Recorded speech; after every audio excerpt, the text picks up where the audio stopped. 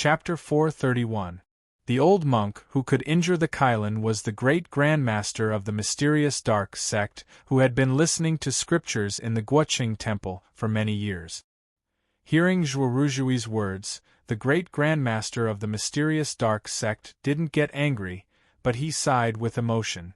No matter how handsome you were in the past, after living underground for 400 years without seeing the light of day, you would eventually turn into a ghost like him. No matter how powerful you were in the past, you would eventually become a dog if you were targeted by the Aoyama sect. The giant of the evil path, who commanded the heroes of the evil path, had been away from the world for too long. When he reappeared 400 years later, no one could recognize him. But he was the great Grandmaster of the mysterious dark sect. Over the years, he behaved like a well-behaved old dog beside San, but that was not the truth. When he reappeared in the world, people might not recognize him, but heaven and earth would. The wind was howling in the courtyard. The mountain-guarding formation of clear flame sank downwards in an attempt to suppress him, but it could only ruffle his sparse hair and not move him at all. He stood in the sky above the tranquil garden like a real devil. In fact, at least one person in the tranquil garden knew the great Grandmaster of the mysterious dark sect. The young master of the mysterious dark sect? Jingjiu was a bit surprised. He thought it should be the guy who lived with a turtle shell on his back. In the deepest part of his distant memory, he remembered that the guy had some problems with his senior brother. Hearing Jingjiu's words, Monk Duhai and Monk Dachang changed their expressions.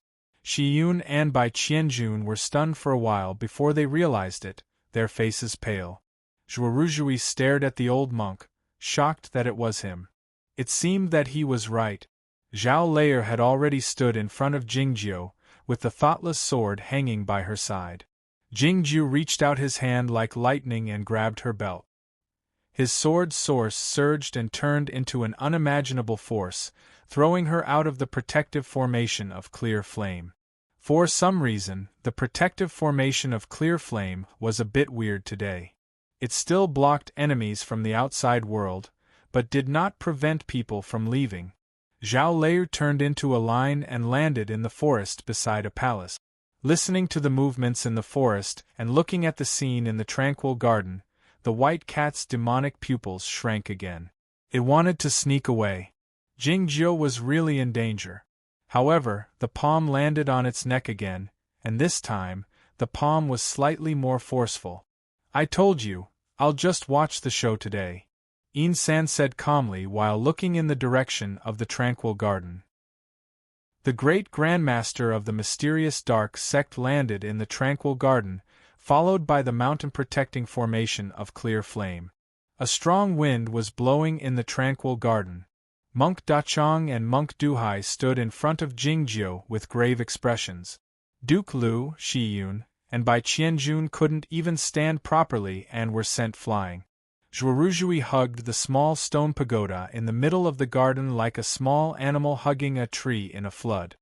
He would not let go no matter how hard the sand and stones got in his eyes, trying his best to open his eyes wide to watch the figure falling at a high speed. Monk Dachang's right palm shot up into the air, heading toward the great Grandmaster of the mysterious dark sect. The great Grandmaster of the mysterious dark sect sensed the attack and accelerated, attacking the great Grandmaster of the mysterious dark sect from both sides. The great Grandmaster of the mysterious dark sect was expressionless. He waved his sleeves lightly. No one knew what he did, but the Buddhist magic in the protective formation of clear flame was snatched away by him. A skinny palm broke out of the sleeves, slapping toward the ground of the tranquil garden with unimaginable pressure and profound Zen aura. Monk Dachang grunted and fell to the ground while vomiting blood. As a trusted follower of the emperor, he had practiced Zen in the Guoqing temple for 300 years and had a profound understanding of Buddhist magic. However, he couldn't even block a palm wind from the great Grandmaster of the mysterious dark sect. More terrifyingly, the great Grandmaster of the mysterious dark sect seemed to have a better understanding of Zen magic than him. Monk Duhai looked solemn. He finally understood why the protective formation was operating so strangely today. The skinny palm covered the entire tranquil garden. The pressure from a figure at the peak of the heavenly arrival realm couldn't be resisted or avoided. Jingju's face was pale, but his eyes were still clear. Monk Duhai stood in front of him without hesitation. If he let this talented disciple of the Aoyama sect die in the Guoqing temple, how could he explain it to the immortal Lu Xi and the Zen master in the future? As the principal justice of the Guoqing temple, his state was naturally profound, far above that of monk Dacheng. He believed that he could block the palm for a while and let Jingju escape. Looking at the giant palm descending from the sky, his face was full of determination, and he was ready to sacrifice himself. Suddenly, someone stood in front of him. Monk Duhai was startled. Zhao Layer had been thrown away by Jingju, Duke Lu by Qianjun, and Shiyun had been thrown out of the tranquil garden. Monk Dacheng had fallen to the ground with severe injuries. Anjou Rujui was holding the small stone pagoda to support himself. Who else was in the tranquil garden? Where did this person come from? Looking at the indigo official uniform of the person in front of him, Monk Duhai suddenly remembered that there was a middle-aged official who had entered the altar tower in the tranquil garden with Duke Lu today. That official looked very ordinary. He hadn't made a sound since the beginning. Monk Duhai thought that this person had already fainted. He didn't expect that this person had stayed until now and was standing in front of him, being able to walk freely under the pressure from a figure in the heavenly arrival realm. He couldn't be an ordinary person. He should be a powerful minister of offerings in the imperial court. But even if you were Jin Mingqing, how could you resist this demon? Monk Duhai reached out his hand to pull the official back, but it was too late. The official thrust his palm toward the sky. His palm was a bit wide and looked gentle, not like a hand used to holding a sword, and he hadn't done any hard work either. However, the edges of a few fingers had some calluses, indicating that he had held a pen many times. In comparison to the skinny and formidable palm of the great grandmaster of the mysterious dark sect, his palm looked very weak. But in the next moment, everything had changed. The official's body suddenly grew taller, looking like an old farmer looking down at the straws by the field, or a high-ranking official of the Pure Heaven Bureau looking down at the ground from the flying sedan. An exceedingly formidable energy came out from the official's body, which was so pure that it looked like a real energy. This sort of formidable energy was not the power of an official, but the royal energy.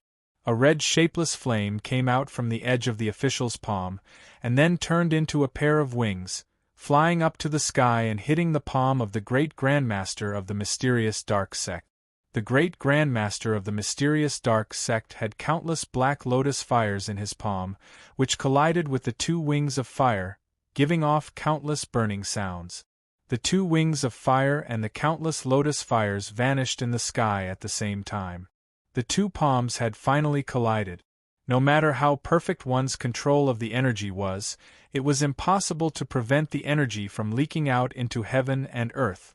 It was because the energy was beyond the realm of energy and was in the realm of magic. A loud boom resounded. The broken eaves and houses in the tranquil garden were all flattened, and not a single speck of dust could be seen flying up. Instead, the view became much clearer. The terrifying air waves swept out in all directions, destroying all the buildings along the way, evaporating all the water in the pond and eroding all the dried lotus leaves. The air waves were blocked by the protective formation of the mountain after they had traveled a few thousand feet away, and then rolled back to wreak havoc again. The power of the two palms was so formidable.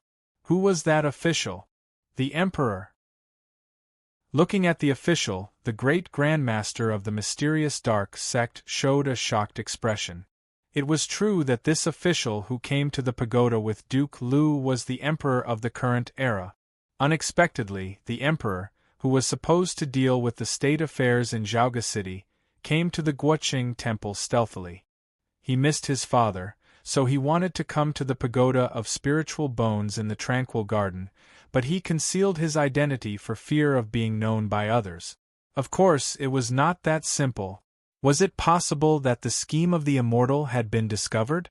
The great grandmaster of the mysterious dark sect glanced at Jingjiu out of the corner of his eye, feeling a sense of danger.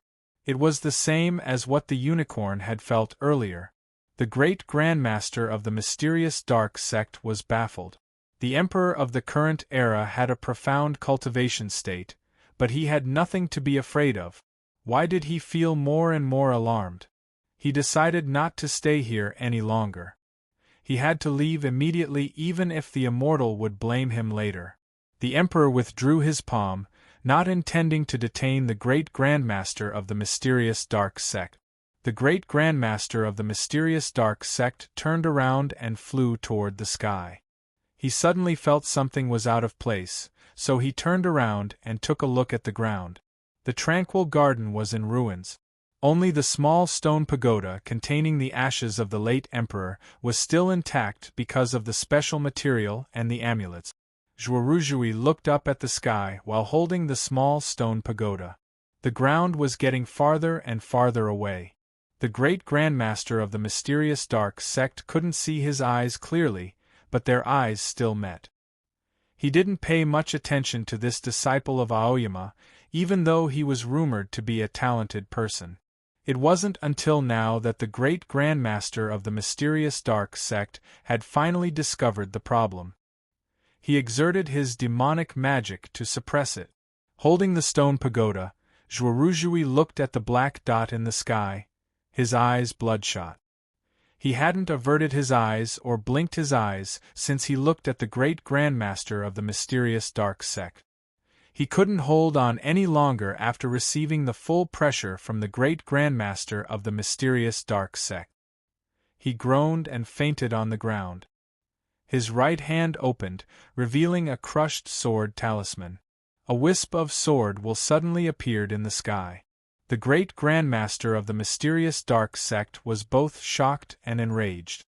He cursed loudly, "Shameless Aoyama!" A sword light pierced through the sky, carrying an unimaginably powerful aura. It carried an even more powerful intent. Even the great grandmaster of the mysterious dark sect couldn't avoid it, and it pierced through his chest. The winter sun shone on the top of Tianguang Peak. The round turtle closed its eyes and fell asleep soundlessly. The stone tablet on the turtle shell was silent. The sword of inherited heaven, which was stuck in the stone tablet, cast a longer and longer shadow. The immortal Lu Ci sat cross-legged on the edge of the cliff with his eyes closed. The sword will of inherited heaven lingered around his body. The momentum of the sword had been accumulated for 3 days, and it was at the peak of its power. Before Zhuoruzhui left Aoyama, he had given him a serious instruction.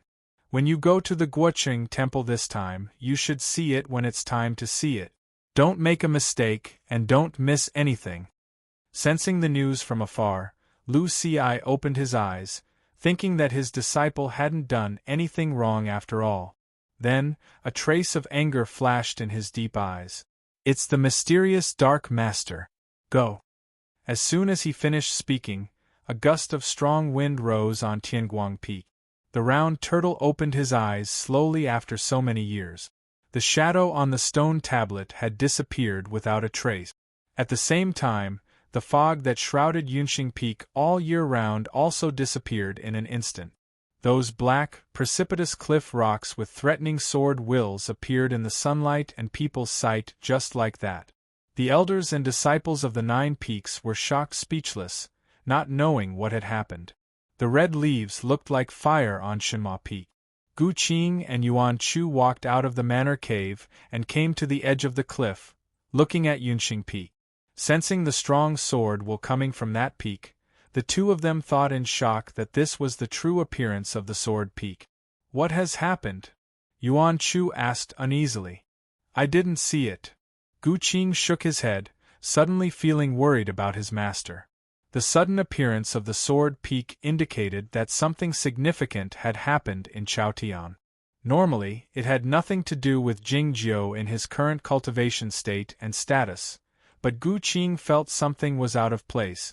On the top of Tianguang Peak, Lu Xi sat by the edge of the cliff with his legs crossed, looking in the direction of the Guoqing temple, remaining silent for a long time.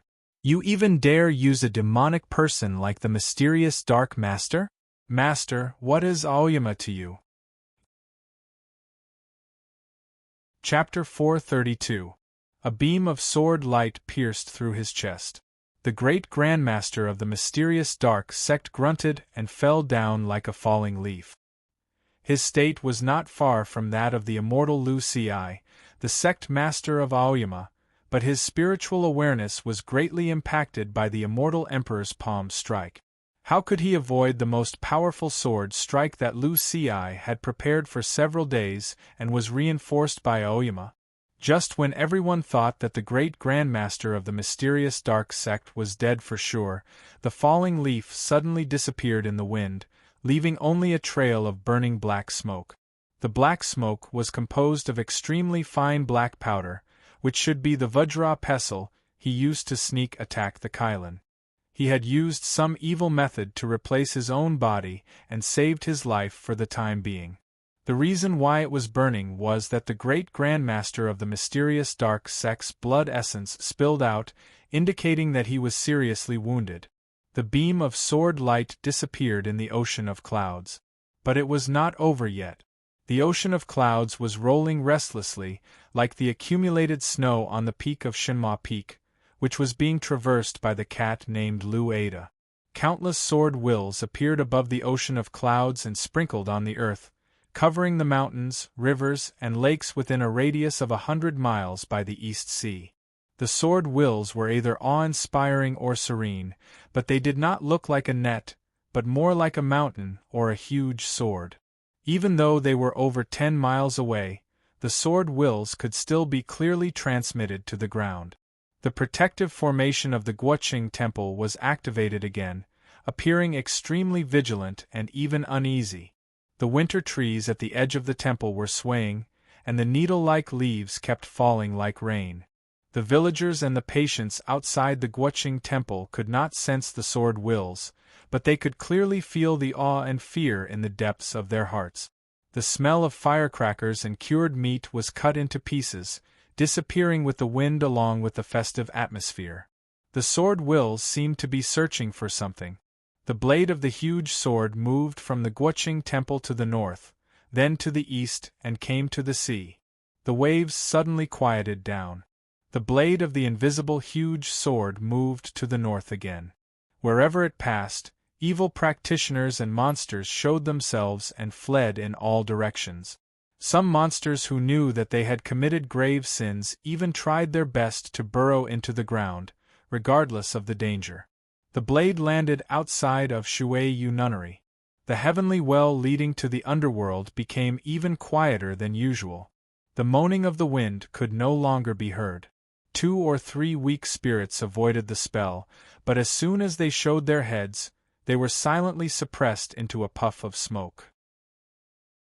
Shuiyu Nunnery stood up at the lakeside, feeling the sword essences in the sky. His face turned solemn, thinking what exactly happened. Aoyama actually activated the sword formation. She turned around and looked into the room.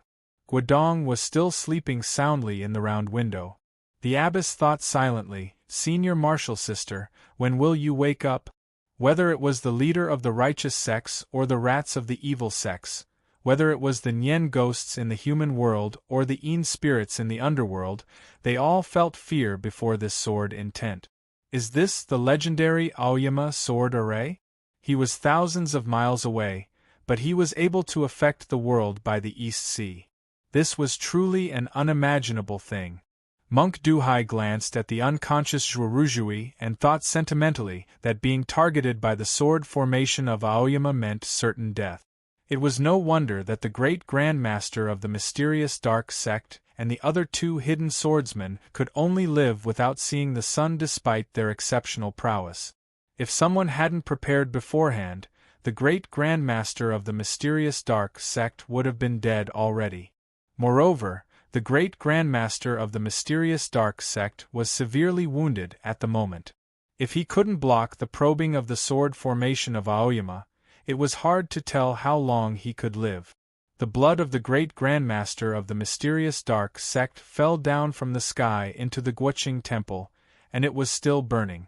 Soon, a few buildings near the tranquil garden were set ablaze.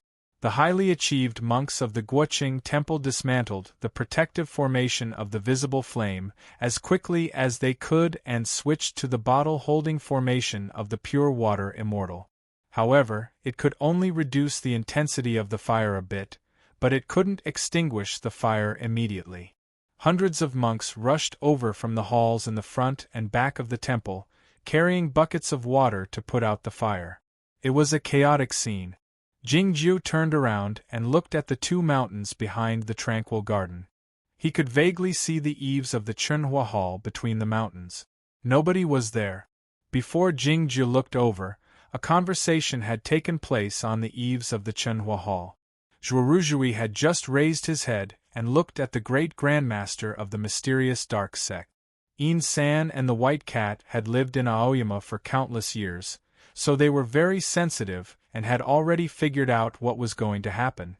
A trace of coldness flashed in the White Cat's eyes as he thought to himself, "You're doomed now." It had been less than 30 years since Yin San escaped from the sword jail and recultivated in another body. No matter how talented he was and how experienced he could only be in the state of free travel if he didn't take any detours. If the great grandmaster of the mysterious dark sect was killed, how could he survive without the protection of a super swordsman? It was strange that Yin San was very calm, as if he had already guessed that Lu Ci would draw his sword and that the sword formation of Aoyama would be activated. He didn't seem to care about the life or death of the great grandmaster of the mysterious dark sect, as he said, "As I said, I'll just watch the show tonight." The coldness in the White Cat's eyes turned into fear again, as he wondered if something else was going to happen. Yin San stood up and was ready to leave. The sound of twigs breaking came from the forest outside the Chunhua Hall, and the blood-red sword lights spread out like clouds. A figure flew up and landed on the eaves. It was Zhao Lei. She was thrown into the forest by Jingjiu. She didn't fall hard, but her mind was in a mess. It was not until now that she became a little more clear-headed. Looking at the young monk, she asked warily, "Who are you?" Yin San said with emotion, "How rude you are. No wonder I didn't like you from the beginning." Having said that, he tapped the eaves with the tips of his feet and flew up like a big bird, disappearing into the forest near the Chunhua Hall. Zhao Lei had only seen such a swift and ethereal body movement from one person. She was greatly alarmed, but she didn't hesitate to ride her sword. The thoughtless sword turned into a gorgeous blood-red light and disappeared into the forest. The White Cat finally regained its freedom. It turned to look at the forest, subconsciously took a few steps in that direction, and then stopped. It turned to walk to the eaves in front of the eaves, looking at the tranquil garden. After making sure that Jingjiu was fine, it stopped again. Which way should it go? This was the most profound question in the world, and the most difficult choice. It was very hesitant, struggling, and full of shame and anger. Finally, it lay down on the eaves and didn't move anymore. "Who cares? I don't want to serve you anymore." Among the main swords of the 9 peaks of Aoyama, the lone sword was the fastest, the 3-foot sword was the coldest, the sword of absolute emptiness was the lightest, and the time sword was the softest. The thoughtless sword ranked last among the 9 swords. But as the sword of the immortal Jingyang, its power and level were certainly not the last. In terms of speed, it was the fastest. It was the fastest among the 9 swords of Aoyama, and it could almost be the fastest sword in the world. Zhao Lei, who was in the initial state of the free travel, used the thoughtless sword with all her strength, and her speed was comparable to that of a swordsman in the state of the Broken Sea who used an ordinary flying sword. In an instant, she passed through the forest behind Qinghua Palace, passed through the outermost monks' quarters of the Guoqing Temple, and came to the cliffs outside the side door. What shocked her was that the young monk didn't use any sword or magic treasure. She couldn't tell what Taoist magic he had used to fly in the air. He could fly so fast by waving his sleeves that she couldn't even catch up with him. If the young monk were a figure in the state of the arrival of heaven, it wouldn't be a big deal. But her sharp eyes made her sure that the young monk's state was almost the same as hers. What method did the young monk use? Was he a bird devil? Then, something even more shocking happened. The young monk suddenly turned around and said to her with a faint smile, "I'm not a devil rooster. Don't think too much about it." There were two reasons why Zhao Leia was shocked. The young monk turned around and flew away in an elegant manner, but his speed didn't slow down at all. It was truly formidable. And he had mentioned the secret name of the Master Dark Phoenix, indicating that he had a close relationship with Aoyama. "Senior Master, please wait a moment," Zhao Leia said tersely, but her flying sword didn't slow down at all, chasing after the young monk. The shadow of the bird and the sword light drifted past the cliff and the vegetable garden at the foot of the cliff. A squeaking sound could be heard in the vegetable garden. It was the sound of someone pushing open the door. "What's wrong?" "Nothing." The sunlight had moved a bit, and the shadow of the tree had increased by a few inches. They were already 30 miles away from the Guoqing temple. As the red sunlight receded, Zhao Leia reappeared, riding on her sword in the air, looking at the huge banyan tree by the official road. On the last day of the previous year, people were celebrating the new year at home. There was no one on the official road, so they didn't have to worry about being frightened or being killed by the aftermath of the fights between the cultivation practitioners. The crisp sound of flute could be heard from the banyan tree, but it wasn't as festive as welcoming the new year, as if it was merely a celebration for the officials of the Pure Heaven Bureau. Leaning against a tree branch, In-san held the bone flute with both of his hands and put it down after playing a few notes casually. He felt a bit tired and short of energy, and needed to take a rest. "Don't worry. You can take a rest. I think your flute is quite pleasant to hear," Zhao Leia said expressionlessly, though playing the flute at this moment is indeed a bit inexplicable and pretentious. According to her temperament, she should have ridden her sword to kill her opponent instead of talking nonsense when she had finally caught up with him. The cultivation circle had the same opinion of her. The reason she did so was that she wanted to buy some time. Riding the sword at such a high speed was a great burden for her, so she needed time to recover. More importantly, she wasn't confident that she could stop this young monk. Whether it was delaying for time or lacking confidence, it was a very rare thing for her. It had something to do with the marvelous movement demonstrated by the young monk, and the scene on the top of Chunhua Hall had been engraved deeply in her mind. The Master White Ghost was held in the bosom of this young monk at the time, and he behaved extremely obediently. She, Gu Qing, and Yuan Chu had never seen him behave like this after so many years on the top of the Shenhua Peak. This young monk could subdue the Master White Ghost. No matter how confident she was, she knew she was no match for this person. Trying to buy time? You're not like the rumored Zhao Lei. In-san put the bone flute back to his waist, and said this to her with a faint smile. Zhao Leia didn't mind that he could tell she was buying time, because she was well aware that she wasn't royal concubine Hu or Xiao He, so she wasn't good at acting. "Senior Master, who are you rumored to be?" In-san didn't answer her question, but said, "Jingju didn't dare bring the chickens and dogs with him, and he couldn't bring the old tortoise with him, so he could only bring the cat with him. The problem is, cats are usually timid, so my cultivation state is actually not as high as you think. Do you want to try to kill me?" The 4 principal guards of Green Mountain were like the pets raised by this young monk. Zhao Leia recalled that he had given her an answer when she wondered if he was a bird devil, and then he gave her another answer when she thought he was the Master White Ghost. Zhao Leia's expression changed slightly as she thought of him. Could he read minds? Mind reading is nothing. It's a trick played by the magicians. I used the magic method, not magic trick. In-san sighed and said, Oyama is getting worse with each generation. Didn't Jingjiu teach you that one sword can accommodate thousands of people? Zhao Leia's guess was confirmed. Her eyes became more vigilant, wondering what kind of monster she had encountered. The next moment, she drove all these thoughts out of the ocean of consciousness. Her sword intent returned to peace, and she entered the Tao heart illumination to prevent him from reading her mind. It was at this moment that she thought of a possibility.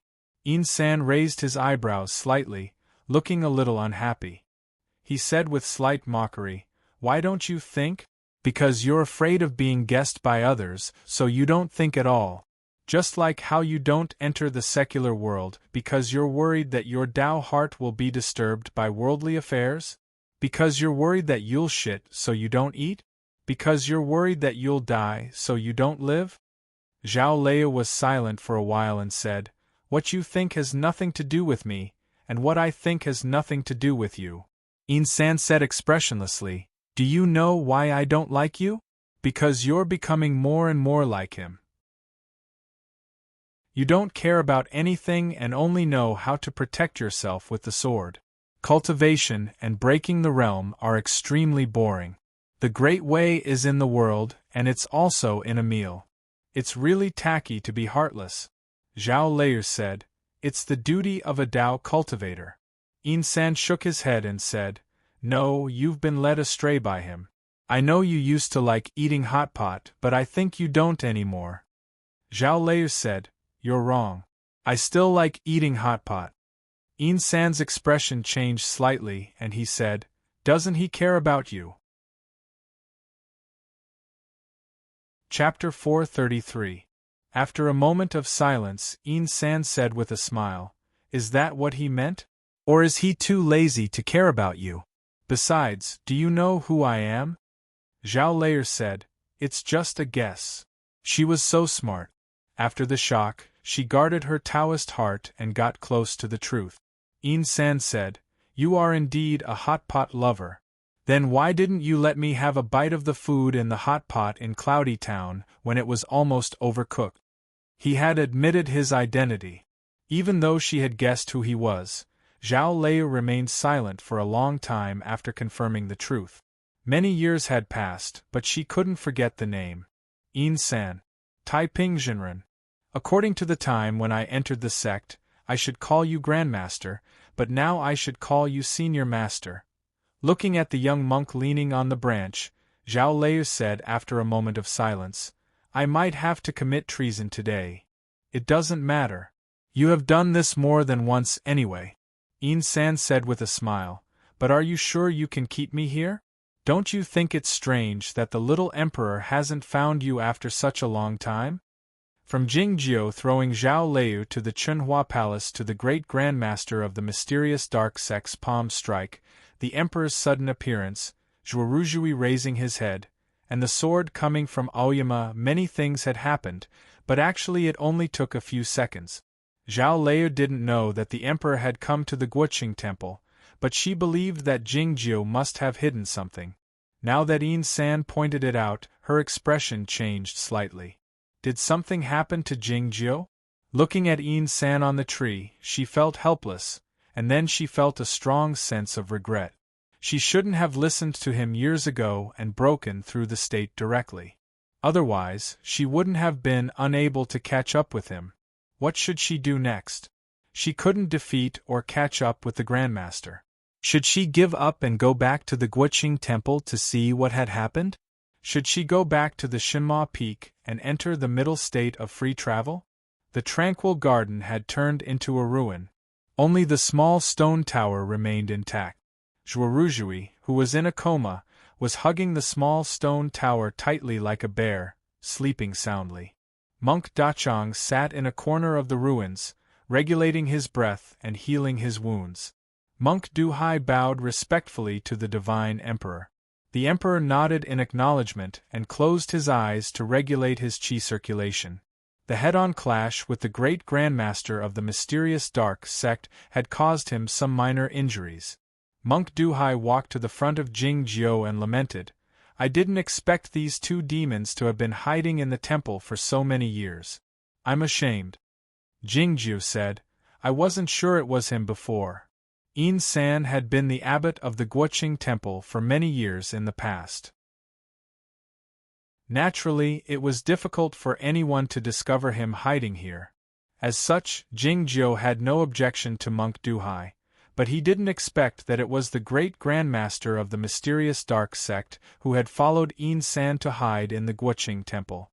If Monk Duhai hadn't pointed him out in advance, Jingjiu wouldn't have been able to find the position of the great grandmaster of the mysterious dark sect among the monks performing the rituals outside the tranquil garden. Monk Duhai asked gravely, "Where is he?" Jingjiu looked at the divine emperor who was in the middle of regulating his breathing, thinking that his big brother wouldn't be able to leave today as long as Liu stalled him for a while. Sensing Jingjiu's gaze, the divine emperor opened his eyes and nodded to indicate that he was all right, and was about to leave the Guoqing Temple. Monk Duhai was fully aware that the divine emperor was on his way to pursue Taipingzhenren, so he said hesitantly, "The chief monk and the elder of the instruction hall are coming out from behind closed doors. Please wait for a while, Your Majesty."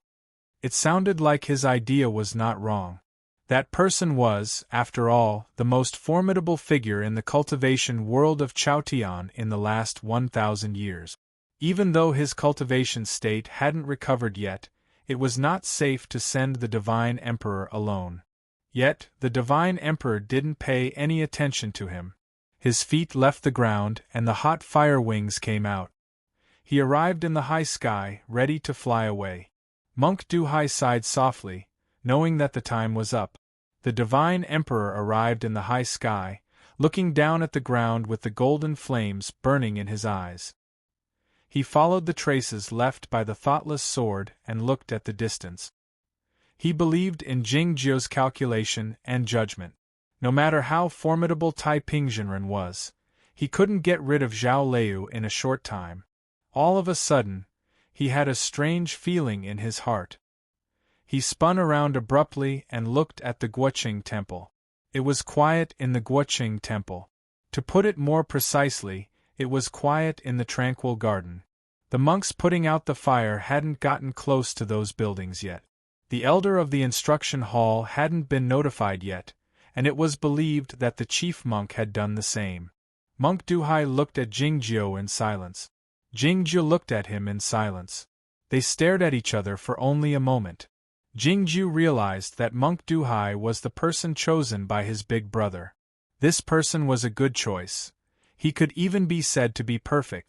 Monk Duhai grew up in the Guoqing Temple, and he was merely a young acolyte when the incident in the tranquil garden occurred, so he had nothing to do with those monks at the time.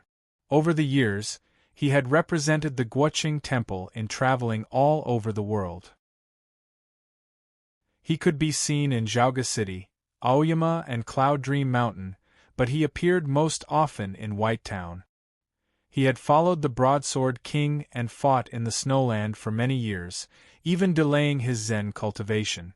So he had a high reputation, and he was the most trusted person of the Zen master. Unexpectedly, Monk Duhai helped him locate the position of the great grandmaster of the mysterious dark sect. He used the great grandmaster of the mysterious dark sect as a bait to lure out the two most powerful trump cards of Jingjiu, the divine emperor and the sword formation of Aoyama.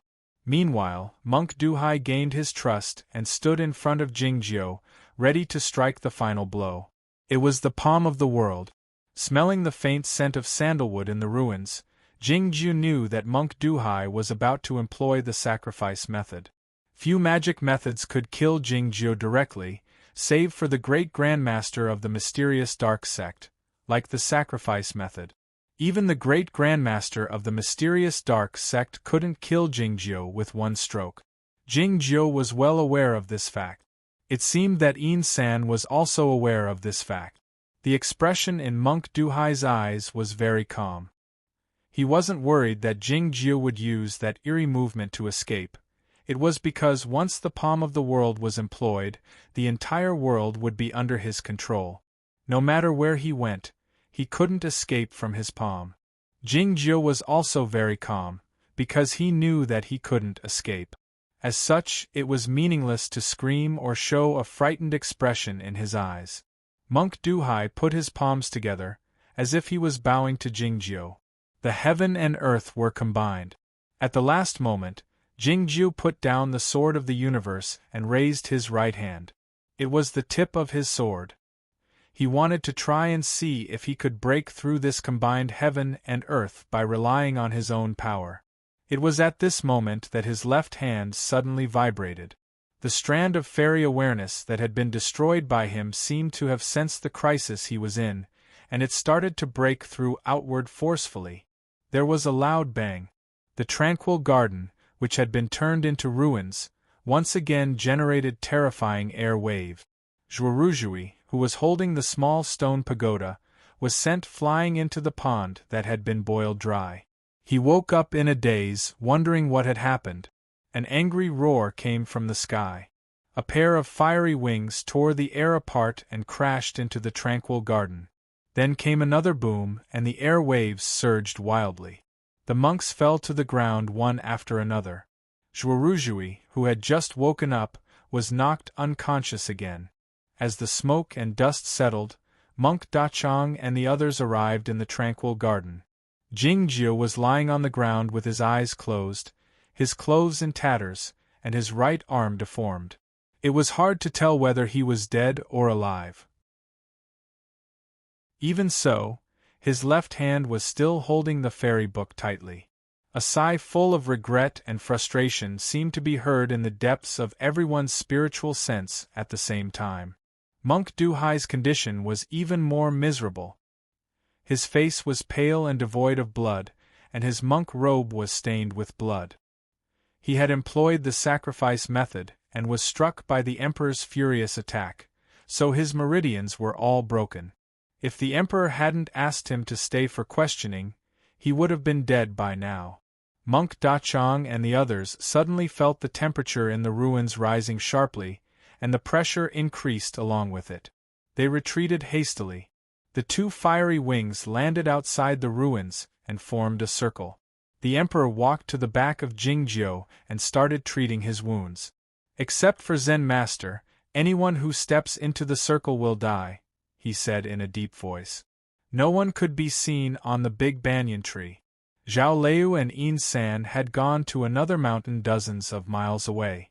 Just like before, no matter how fast the thoughtless sword was, she couldn't catch up with Yin San. However, Yin San didn't seem to be in a hurry to leave.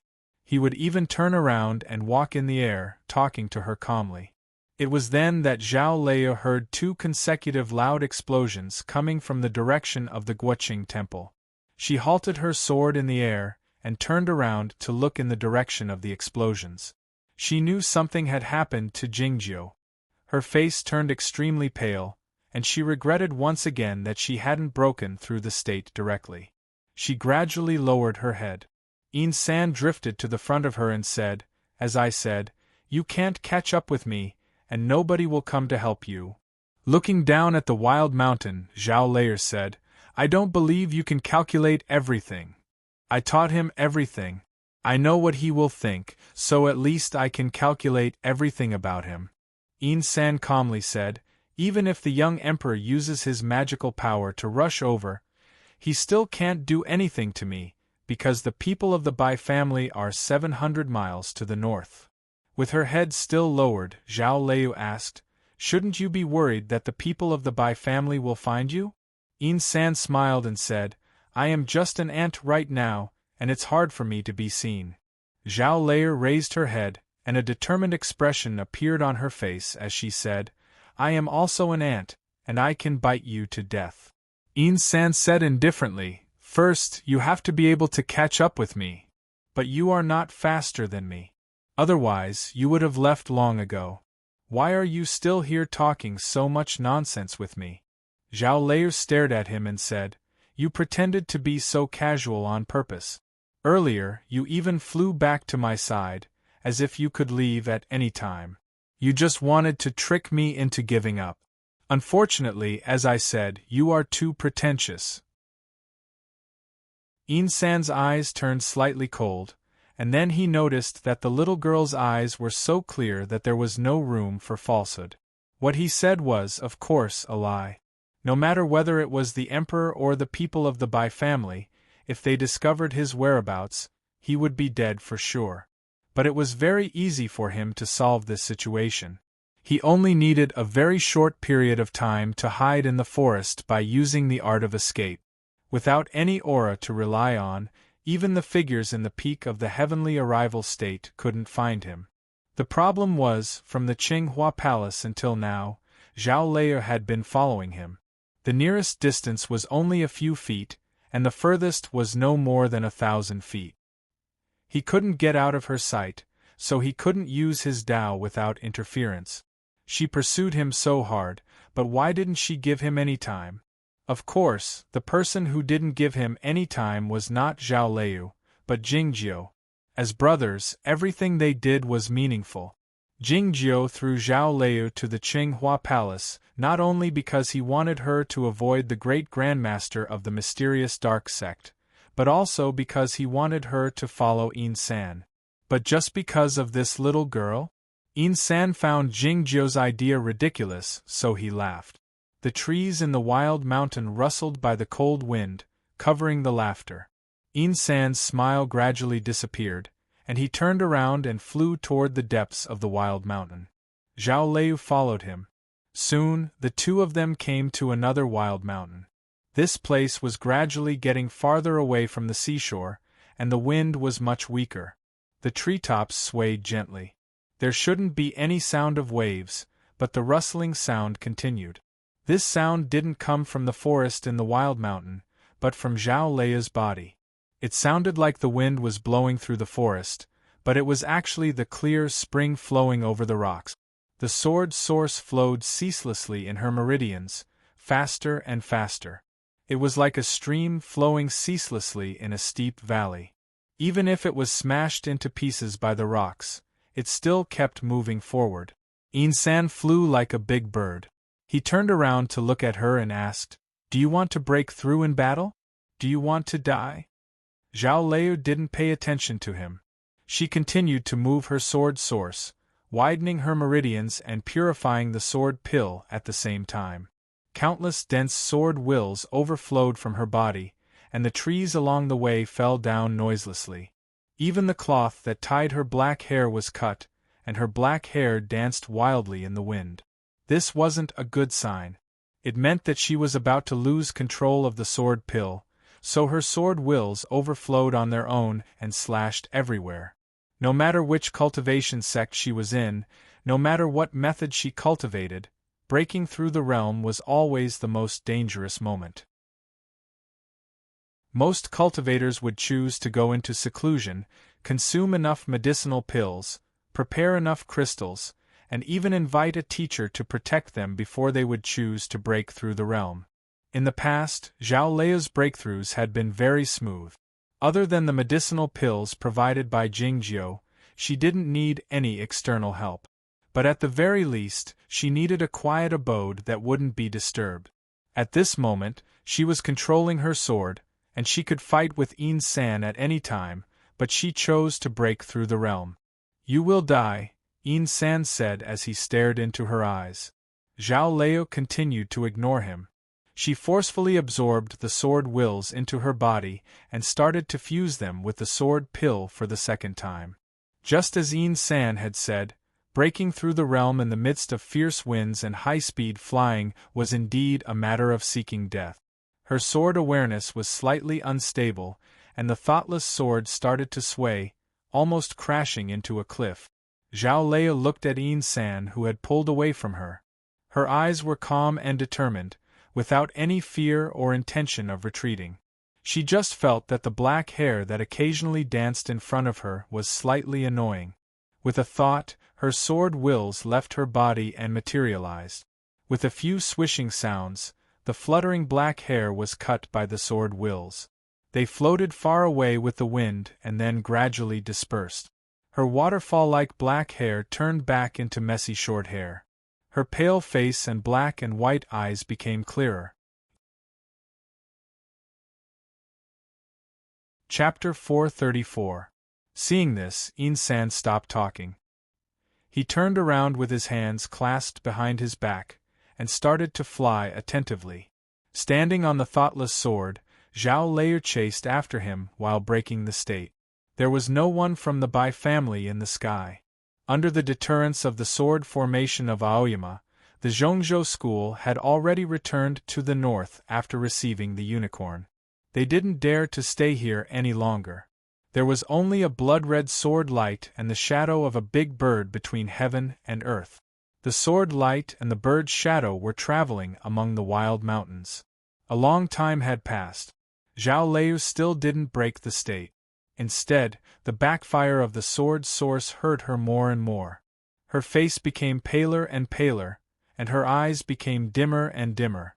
But she didn't slow down at all. No one knew how she could do that when she was in the initial state of free travel. Even though she had sat in the sword peak for several years, and even though she had the acquired shapeless sword body, she couldn't bear such pain. Normally, she would have given up at this moment. Bravery and perseverance didn't mean that she just kept moving forward regardless of the way back or life and death, especially after she had been taught by Jingjiu for so many years. But she wouldn't give up today because she understood many things. Why Jingjiu didn't allow her to break into the middle state of free travel when she could have done that several years ago. Why Jingjiu left her outside the Zen Hall and let her meet the Grand Master Taiping. She had the answers to all these questions. For example, the latter. Jingjiu's meaning was clear. You can't leave him behind. Now something happened to Jingjiu, and it was unknown whether he was alive or dead. Of course, she couldn't leave him behind. Moreover, she would kill him. A high mountain suddenly appeared in front of the wild mountains. The higher one went, the more sparse the vegetation became. Especially the steep cliff in front of them, which was full of rocks, like the sword peak in Aoyama. This place was thousands of miles away from Aoyama, so it wasn't the sword peak. If he didn't change his direction, he would directly crash into the cliff. San's expression was calm as he continued forward. He didn't slow down or change his direction, as if he was going to crash into it directly. Zhao Lei still couldn't break through, and her internal injuries worsened. Her sword pellet trembled uneasily, and it actually showed signs of collapsing. If such a thing really happened, at the very least, he would lose his cultivation and have to start from scratch. At the very least, he would die. Her face was as pale as blood, and there was blood at the corner of her lips. It was unknown how many times she had vomited blood on the road, but her eyes were still calm. Even if San really had some kind of escape technique that could allow him to enter the mountain, she would still follow him and kill her way in. San flew in front of the cliff and suddenly stopped. Then, he turned around and pointed a finger at the sky. It seemed like a simple action, but it was actually very scary. Suddenly coming to a stop while flying at a high speed was something that went against the rules of the universe. It was the real unity of movement and stillness. Even a mighty being at the peak of the reaching heaven state couldn't do it perfectly. In all of Chaotian, San and Jingjiu were the only two brothers who could do it, or some swordsmen of the underworld. It was for this reason that the unicorn's shoulder was pierced by Jingjiu's sword in the Guoqing temple. Zhao Lei flew toward the cliff wall. Pa! The ordinary finger touched the center of Zhao Lei's brows with an exceedingly pure sword will. If she didn't have the shapeless sword body, she would have been pierced through by this sword will and died instantly. Even so, she still couldn't withstand it. She fell off the thoughtless sword and drifted down the cliff wall soundlessly.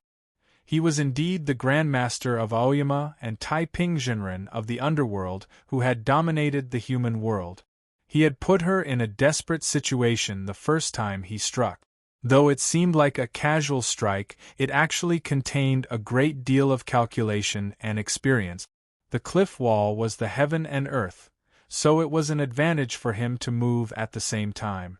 Most importantly, he had calculated that Zhao Lei was at her weakest after breaking through the state. San didn't take another look at Zhao Lei, who was drifting down the cliff wall. He waved his sleeves slightly and was about to employ the magic method to hide in the forest. There was a soft clank sound. The thoughtless sword suddenly moved at a high speed, brushing past Jingju's body with a blood-red sword light. A wound appeared on Insan's shoulder. The bone flute had drifted in front of him unknowingly. If it weren't for the protection of the bone flute, the thoughtless sword might have cut him in half. Without the true spirit, even a flying sword of the fairy state couldn't kill the enemy by itself. The lone sword was far from being able to do so, let alone the thoughtless sword. It could only mean one thing: Zhao Lei wasn't dead yet. The thoughtless sword didn't stop there. It turned into a blood-red light and flew down the cliff wall at a high speed. A moment later, Zhao Lei came back to the cliff wall by stepping on the sword. The black in her eyes were darker and the white was whiter. It was very obvious. Her eyes were enough to attract everyone's attention, so no one could notice her pale face and blood-stained clothes. What was more unimaginable was that the spirit she emitted was obviously stronger than before, and it was extremely stable, as if the stream had passed through the dark valley and arrived at the peaceful pine forest. Insan's finger attack was indeed powerful, so powerful that she couldn't avoid it. However, the clear sword will entered her body and triggered the counterattack of the sword pill, which was about to collapse. The swordsmanship of Aoyama was about starting from the inside and then the outside. The sword will fought with the sword pill, which gave her time to control the chaotic sword will. During the moment when she drifted down the cliff, she guarded her Taoist heart and calmed her sword will. The second fusion was successful, and she entered the middle state of free travel. No one had expected such a result. Insan didn't expect it, and neither did Zhao Lei. What she thought of was another thing. From the Guoqing temple to here, Insan hadn't launched any attack. But now he suddenly launched an attack. It seemed that he had a perfect grasp of the environment and timing, but it was also because he felt that he had no hope of getting rid of her, and felt uneasy.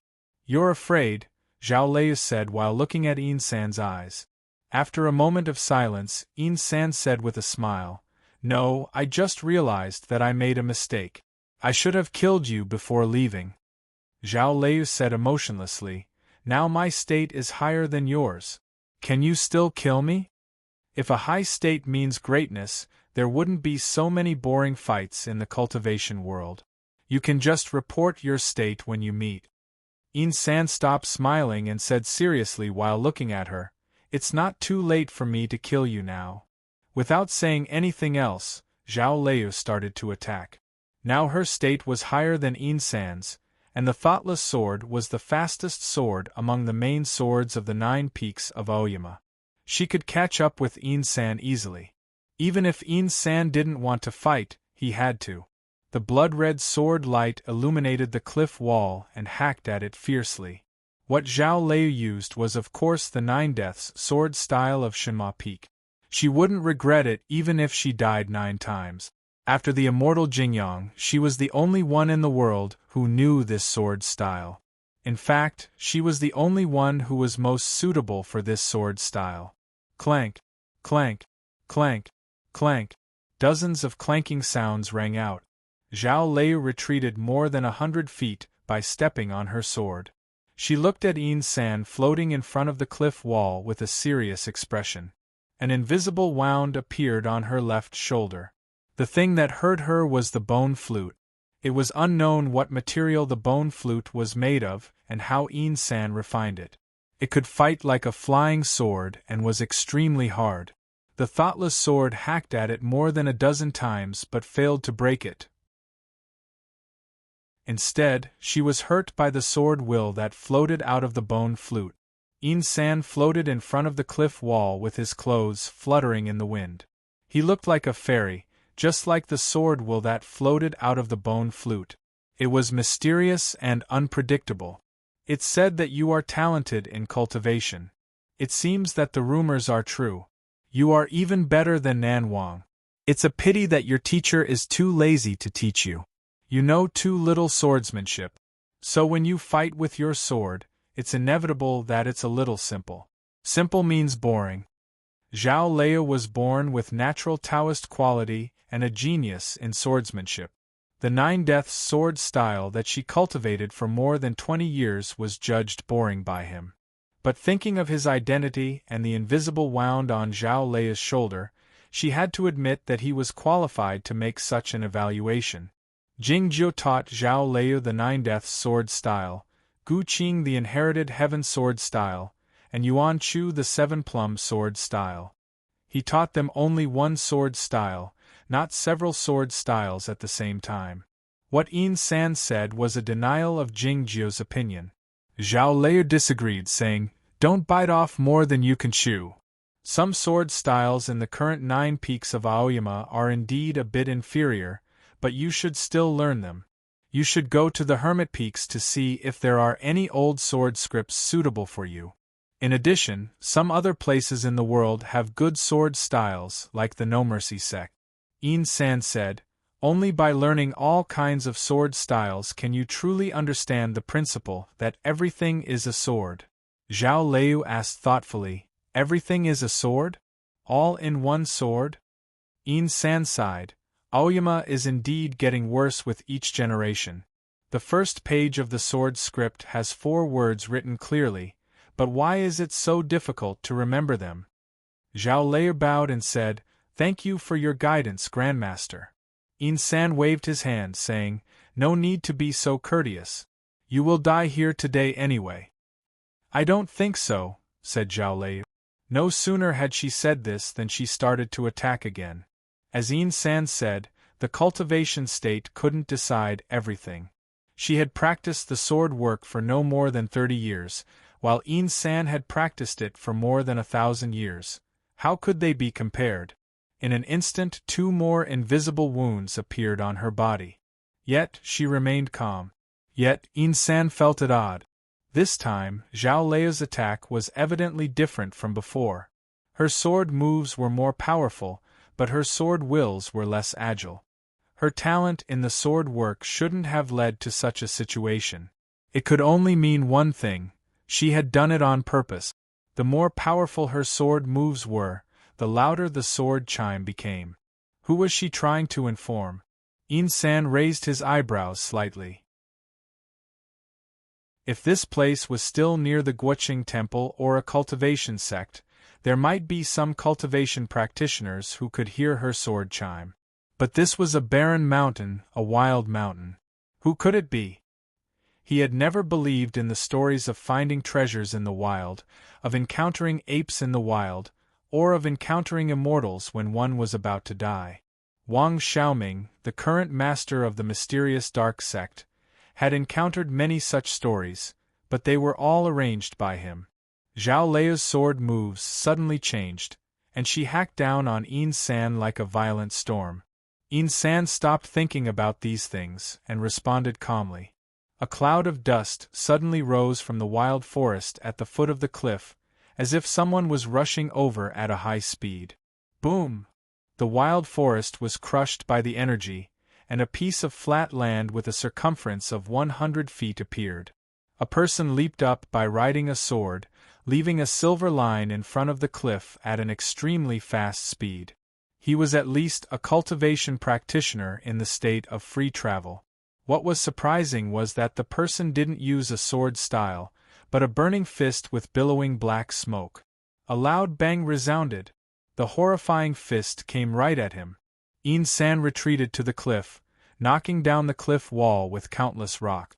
A trace of scorch appeared on his clothes. "Interesting," he said after a slight hesitation. The approaching person was standing on a small silver flying sword. The difference in size was huge, and it was indeed interesting to watch. Yin San found it interesting not because of the sword, but because he knew this person and this sword. Lu Shui and the lone sword.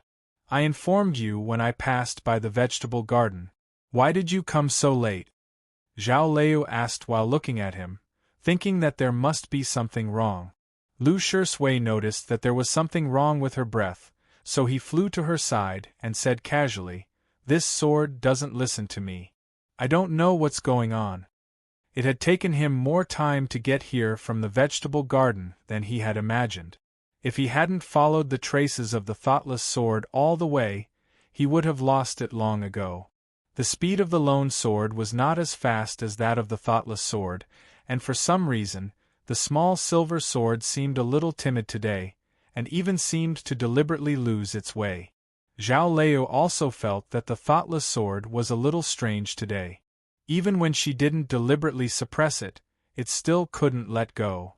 Old swords naturally have deep feelings.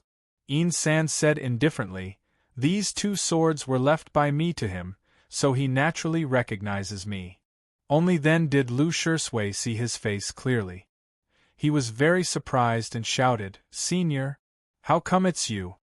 Zhao Lei's eyes were slightly cold and she asked, You know him? Lu Shisui was a little confused and said, Yes. Zhao Lei said, Don't worry about that. Kill him first. Lu Shisui looked at the bloodstains on her body and asked, What's going on? Zhao Lei looked at Yin San in case he suddenly left and said, He wants to kill Jingjiu. Lu Shisui knew that the Guoqing Temple had something to do today, but because of his deep-rooted trust in Jingjiu, he obediently listened to Jingjiu's arrangements and didn't go. Hearing Zhao Lei's words, he became really worried and asked, Is young master all right? Zhao Lei didn't say anything. Lu Shisui was silent for a while, and then he looked at Yin San and asked, Senior, who are you? The chase began again. But this time, it was Zhao Lei and Lu Shisui who were chasing Yin San. Of course, before that, there were some short conversations, mental activities, and pictures that were worth describing, but didn't need to be described because the ending had already been decided. For example, when Lu Shisui learned that the young monk was his grandmaster Tai Pingzhenren, he was so shocked that he opened his mouth wide enough to swallow Xiao He's fist. Yin San sighed with emotion. How dare you use the lone sword and the thoughtless sword, the two famous swords of Oyama, to chase after me, the great grandmaster of Oyama? And when Zhao Lei asked Lu Shisui what to choose, Lu Shisui still thought about it. He wasn't thinking about which side to choose, but how to persuade the grandmaster to stay and listen to his young master's arrangements. 2 rays of sword light, one red and one silver, chased after the gray bird flying between heaven and earth. They left the wild mountains and came to the plain. The plain below was gradually covered with snow, but as the dusk approached, the snow could no longer be seen. Finally, the night came. Fireworks rose from the plain from time to time, which looked very beautiful. The fireworks illuminated the road ahead. The shadow of the bird flew past, and so did the sword light. Every once in a while, the shadow of the bird and the sword light would stop for a while at the ruined temple at the entrance of the village, or by the wild graves in the mountains. That was the moment of real danger. Then, the shadow of the bird would leave the battle and fly away. The sword light caught up with it again. In such a chase, the night grew darker and darker, but the fireworks didn't stop. Suddenly, the whole world started to be lit up with firecrackers, cracking and shaking the night sky. The new year arrived. Chapter 435. The chase started from the Guoqing Temple, passed by the vegetable garden, the official road with the big banyan tree, the vast wild mountains and the high peak at the end, the field full of fireworks, and the desolate ruined temple and wild grave. It seemed that the chase would go on forever. It had been 30 years since Yin San reincarnated and started his cultivation again. He had already recovered to the state of free travel, which was similar to Zhao Lei and Lu Shisui in terms of cultivation, and was even slightly weaker than them. Theoretically speaking, it was impossible for him to defeat them together. The problem was that he had been reincarnated and started his cultivation again for only 30 years, but he had lived for over 1,000 years in this world. He had used more flying swords than Zhao Lei and Lu Shisui, and he had mastered more Taoist magic arts than they had ever seen, and he had experienced countless battles. No matter how Zhao Lei and Lu Shisui attacked, he could always use the most appropriate method to deal with them. All kinds of Taoist magic arts bloomed between his fingers like blooming flowers, constantly changing, and none of them repeated. Especially the sword art of the peaks of Aoyama. He could use it freely, and the word perfect was not enough to describe it. Blood spilled in the mountains, rivers, and lakes, most of which came from the bodies of Zhao Liu and Lu Shisui. Their clothes were torn, and wounds were everywhere on their bodies. Looking at the figure in front of them that looked like a large bird and thinking of the countless fights over the last 2 days, they felt a great deal of admiration in addition to astonishment, thinking that Jingjiu, the young master, was no better than him. Moreover, Yin San's bone flute was some kind of treasure. Sometimes it could fly in the sky like a flying sword, and sometimes it was like a magic weapon commonly seen in the Xianmen sect. The material of the flute was very special. Even the lone sword couldn't cut it, let alone the thoughtless sword. But they did not give up, nor were they afraid. They still chased after Yin San in silence and determination. With Yin San's ability, he could have found a chance to escape from their pursuit. The problem was that his body had hidden injuries, and he couldn't bear too serious an injury, so he didn't dare to take the risk. On the way, he calculated several perfect opportunities, and when he turned around to kill one of them, he failed because of the tacit understanding between Zhao Liu and Lu Shisui. Yes, Zhao Liu and Lu Shisui hadn't met many times, and they hadn't even exchanged a few words, but they cooperated very well. They were like fellow disciples who had been cultivating together for many years. At that time, they didn't say a word to each other, nor did they contact each other in advance. They didn't even know each other, and yet they could kill Lo Huainan. This was the reason. Every time Yin San turned around to kill, the timing was really perfect. Whether the target was Zhao Liu or Lu Shisui, they should have been unable to avoid it, and they would have died on the spot. But the remaining person didn't care about the life or death of the other person. Instead, he started to prepare for a big move by taking advantage of the other person's explosion before death, and fought desperately. In the face of such a crazy but tacit fighting style, even he had to give up. Such a scene appeared at least 4 times in the process of the pursuit. Yin San wondered how a guy like Jingjiu, who was afraid of death, could teach 2 disciples who were so fearless of death. This question troubled him, causing him to be puzzled no matter how he thought about it, causing him to feel more and more irritated. 3 days later, he came to a small town on the shore of Ozawa. Not far away, the lake reflected the light of the winter sun, and the people's faces were filled with the spirit of the new year. Even so, his mood didn't improve. His injuries were not very serious, but his clothes had already been torn in many places. The surface of the bone flute was also full of demon fire burns and bloodstains. His usually calm and collected eyes were now filled with hidden anger. His eyebrows were slightly raised, like the edges of a burnt paper. He looked very embarrassed. This was one of the most dangerous experiences he had had in his 1,000 years of cultivation. What made him most depressed was that his opponents this time were undoubtedly the weakest ones. The great Taiping Jinren was forced into such an embarrassing situation by 2 disciples of the state of free travel, and he even almost died several times. How could he figure it out? Thinking of these questions, he turned around and walked into a blacksmith shop on the street, and then disappeared. 2 beams of sword light fell from the sky, dyeing the lake water silver and red. With the howling wind, Zhao Liu and Lu Shisui appeared on the street, covered with blood, and their clothes were ragged. People in the market screamed and ran away. The 2 looked at each other and saw the confusion in each other's eyes. They clearly saw Yin San land on the street, but why did they lose sight of him when he landed? They couldn't even sense his breath. Even if he had a magic treasure to hide his breath, it wouldn't work in such a short time. Besides, the magic treasure itself had breath, so it should have been detected. Lu Shisui clenched his fists, and the black devil fire broke out of his body and spread along the houses on both sides of the street. When the devil fire passed through the brick cracks or windows, it would flow in like water. The secret method of the Bloody Demon Church was really powerful. During the pursuit, he had found out San by this method twice when he hid in the cliff. But the situation was different this time. The devil fire turned into the tiniest particles and drifted into the most quiet and narrow corners, but it didn't find San's breath or the existence of his magic treasure. Zhao Liu slightly raised her eyebrows.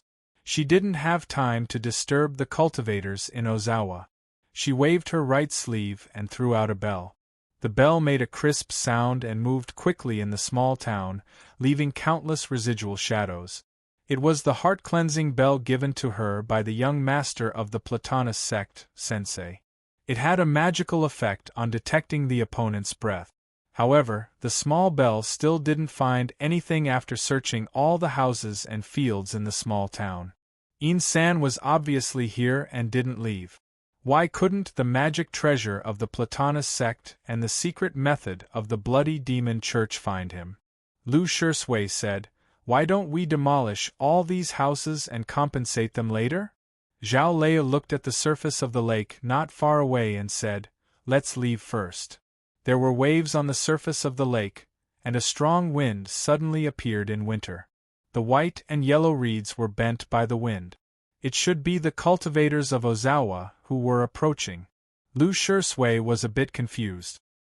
He thought that Ozawa and Aoyama sect had always been on good terms, so why didn't they ask them for help?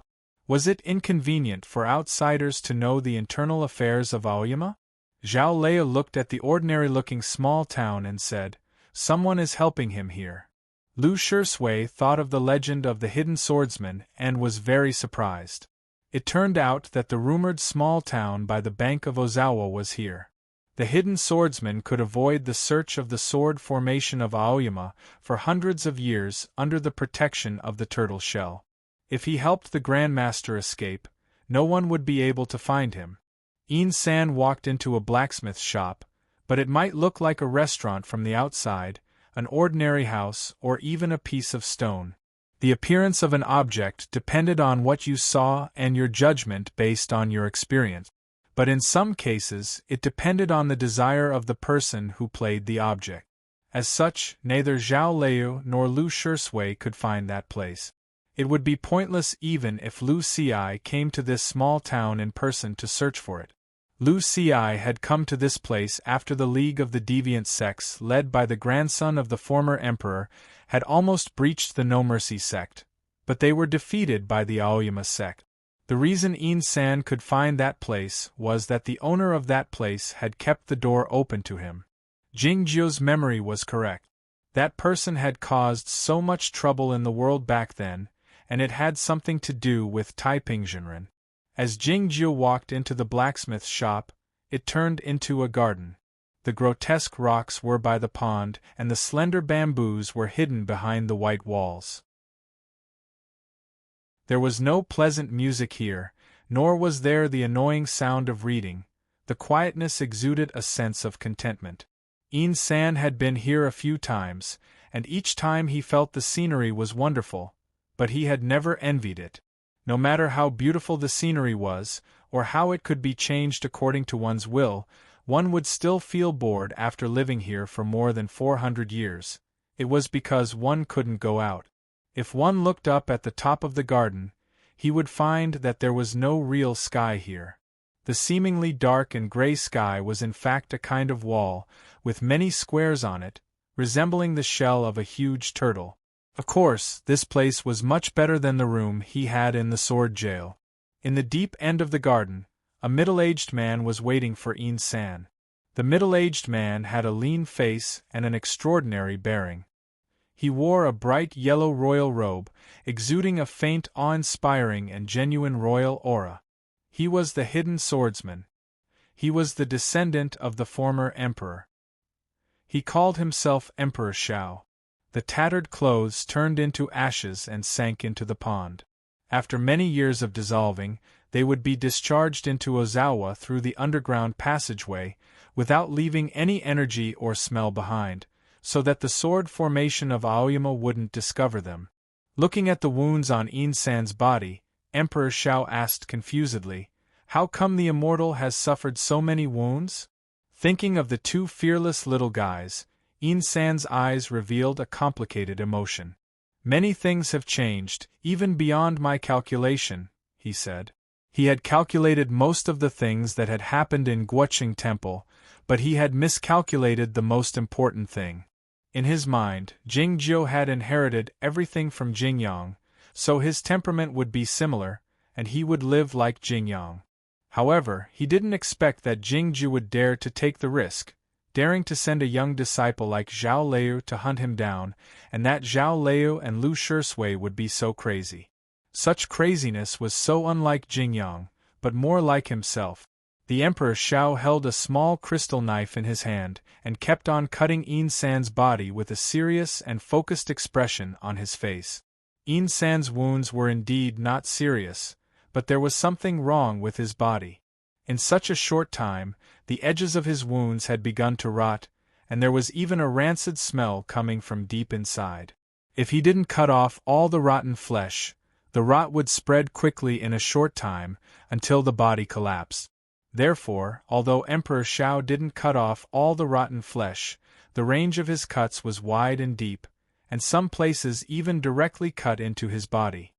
San didn't block his own senses, because when Emperor Shao couldn't confirm the situation, he had to look inside himself and tell the Emperor where to cut with the crystal knife and what to cut. Naturally, it was extremely painful. His face turned a bit pale, but his eyes were still calm, as if the crystal knife was not cutting his body. After a while, Emperor Shao finally cut off all the rotten flesh on his body, took out the fishing line made of the tendons of the flood dragon, and sewed up all the wounds, big or small. San stood up and looked in the mirror at the cobweb-like scars on the surface of his body, frowning slightly. It was not because he cherished his appearance or paid attention to aesthetics, but because of other reasons. This was the body with the best compatibility he could find. He had hoped that it could last for a few years, but he didn't expect that he would have to give it up for 2 children. Emperor Shao said, "This body can only last for 3 years at most. You have to be prepared in advance." If San couldn't find a new body within 3 years, it was very likely that his soul would scatter and vanish. It's not entirely a bad thing. In the past, I was worried that my body would be damaged, so I was very careful. But now I think it's wrong. I was treating my body like a tool. San said, "Now that I'm injured, I feel that my body is much better. I believe it will be good for the future." Emperor Shao said, "Congratulations, immortal." San said, "What's there to be happy about after being forced into such a difficult situation by 2 juniors?" Emperor Shao was a bit surprised, thinking that he was being hunted by the disciples of Aoyama. San thought of the tacit cooperation between Zhao Liu and Lu Shisui on the way, thinking that these 2 kids were really suitable to join Bulolin. With these questions in mind, he went around the screen in the room and came to the other side. There was a big wooden barrel with 10,000-year-old ice essence in it, giving off faint smoke. The great Grandmaster of the mysterious dark sect was sitting in it. His face was as pale as a piece of paper, and his sparse hair drooped as if he was no longer breathing. The sword will has penetrated his body too deeply. It's even in his blood. I have to replace his blood. I've already replaced 3 barrels, and I think I'll have to replace 3 more. Emperor Shao looked at the great Grandmaster of the mysterious dark sect with sympathy and said, "I don't know if he can make it." 3 days ago, the great Grandmaster of the mysterious dark sect was pierced through by Lu Si's sword and severely wounded. The sword formation of Aoyama had also been activated. If San hadn't prepared in advance and asked Emperor Shao to put him into the turtle shell, he would have died for sure. Both Emperor Shao and the great Grandmaster of the mysterious dark sect were hidden swordsmen who had been forced into darkness by the sword formation of Aoyama. Seeing the great Grandmaster of the mysterious dark sect in such a serious condition, it was inevitable that they would feel sad. Chapter 436. Will he die? Looking at his face, Emperor Shao felt it was inappropriate. Will he die? If it were so easy for him to die, I would have killed him back then, said Wei San. The great Grandmaster Xian Wei had his eyes closed.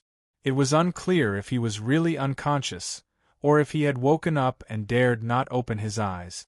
Wei San didn't mind it and continued, "Let's take this as a lesson for him. I hope he will understand." Emperor Shao said with a faint smile, "He should. It's because he doesn't want to die, just like I don't want to die either."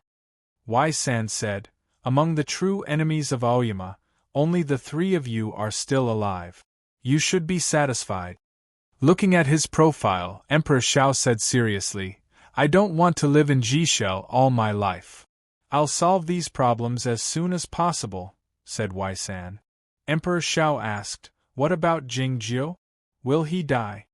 Wei San said, "I don't think he has a reason to live this time." Emperor Shao felt relieved and said, "It's good that he's dead. If you two brothers are both alive, how can the others live?" Wei San glanced at him and said, "It's understandable that the one on the foggy island and the one in the barrel are afraid of me, but you and I have known each other for so many years. Are you worried that I'll betray you?" "It's not a matter of betraying you. The two immortals have exceedingly high magic power, and their calculating ability is immeasurable. They often fight to a draw, but many others have died because of it." Emperor Shao continued with a smile, "I think the Zhongzhou school should have a good understanding of this. The upheaval of the fiend prison started when Wei San wanted to kill Jingjiu, so he sent a letter to the prison. And both he and Jingjiu wanted to free the king of the underworld. However, the fiend prison turned into ruins in the end. The old dragon died. It was the same in the upheaval of the Guoqing temple. The unicorn was stabbed by Wei San, and the Zhongzhou school suffered the most. A stupid creature like the unicorn, who has the magic power but no brains, can't possibly kill Jingjiu. And his position in this scheme is too good." Wei San turned around and walked toward the outside of the room. Emperor Shao followed him and asked, "Is it a pity not to touch him?" Wei San said, "Yeah." Emperor Shao didn't say anything but sighed with emotion. No matter how intense the battle was, if they encountered an external force, they would naturally retreat outwards. They did not deliberately cooperate. It was just a tacit understanding formed over 1,000 years, even a kind of instinct. Who wouldn't be afraid of a pair of brothers like them? Wei San walked out of the house and looked at the Jishell roof full of grids like the gray sky. He walked to the pond and sat down, splashing the clean water on his face. Emperor Zhao's previous worries were actually common sense in the cultivation world hundreds of years ago. In the current cultivation world's impression, perfected Jing Wei was always in seclusion and rarely came out. However, the older generation knew that he had participated in at least one major event. In that major event, he and Tai Pingzhenren, the two brothers, had caused many people to suffer unspeakably. For example, the Xian Wei sect, whose headquarters had been destroyed, and the masters and fellow disciples of Aoyama who were imprisoned in the sword jail and died in the Hermit Peak. In Emperor Zhao's eyes, the return of these two brothers would cause a great disturbance in the cultivation world, just like what had happened to the Fiend Prison and the Guoqing Temple this time. Wei San of course wanted to kill Jingjiu, but everything in the world had its own order. Jingjiu was not Jing Wei. He was also a member of Aoyama, and Aoyama belonged to him. Looking at the young face in the water and smelling the faint rotten smell coming from the t-shirt, Wei San fell silent for a long time. Why didn't Jingjiu encounter the same problem as him? Was it right for him to do so? No, if he had done so, who would he be? Jingjiu and Wei San were very good at scheming and making decisions. Though it was unclear how good Zhao Liu and Lu Shisui were at calculating and planning, they were no weaker than them in making decisions. They determined that Wei San had been picked up by the rumored hidden swordsman, So they left the small town by the Ozawa River without hesitation and returned to the Guoqing Temple as quickly as they could after risking their lives to hunt him down for 3 days and 3 nights. They wanted to bring back the latest information, and more importantly, they were worried about Jingjiu's current situation. The tranquil garden had turned into ruins and was uninhabitable. Jingjiu was arranged to stay in the White Mountain meditation room. The elder of the instruction hall came out from behind closed doors and led 300 monks to set up the great formation of Huayan. Even if the great grandmaster of the mysterious dark sect and the unicorn came back, they wouldn't be able to get in. Monk Duhai sat in a corner with his legs crossed, his body bound by the heavy chains made of the heavy sea iron, unable to move. His eyes were closed, his expression calm. The emperor stood in front of the Buddha statue with his eyes closed. It was unclear whether he was praying or adjusting his breath. In order to suppress the injury in Jingjiu's t-shirt, he had consumed a lot of Zhenyuan, so he should be a little tired. Jingjiu lay on the bed, his face as pale as paper, his eyes tightly closed, and his eyelashes unblinkingly. It took him a long time to breathe slowly. His right arm was severely deformed, like a sword twisted by a great force, looking very miserable. His left hand was still tightly clenched, his fingers emitting a faint light and a fresh breath that was more beautiful than the spring breeze. Under his left hand, there was a scripture carefully copied by the elder of the instruction hall, so that it could slightly slow down the speed of the fairy aura dissipating. At that time, Monk Duhai used the Prajna World Palm to launch a sneak attack, and Jingjiu had no other choice but to try to use his sword to see if he could cut open heaven and earth. Unexpectedly, at that time, the fairy awareness in the fairy book suddenly launched an attack. Under the attack from both sides, he finally suffered a serious injury that was beyond recovery. The white cat hid at the end of the bed, reaching out his front paw from time to gently scratch Jingjiu's feet, trying to wake him up. He looked very uneasy. This was what Zhao Leu and Lu Shisui saw when they walked into the meditation room.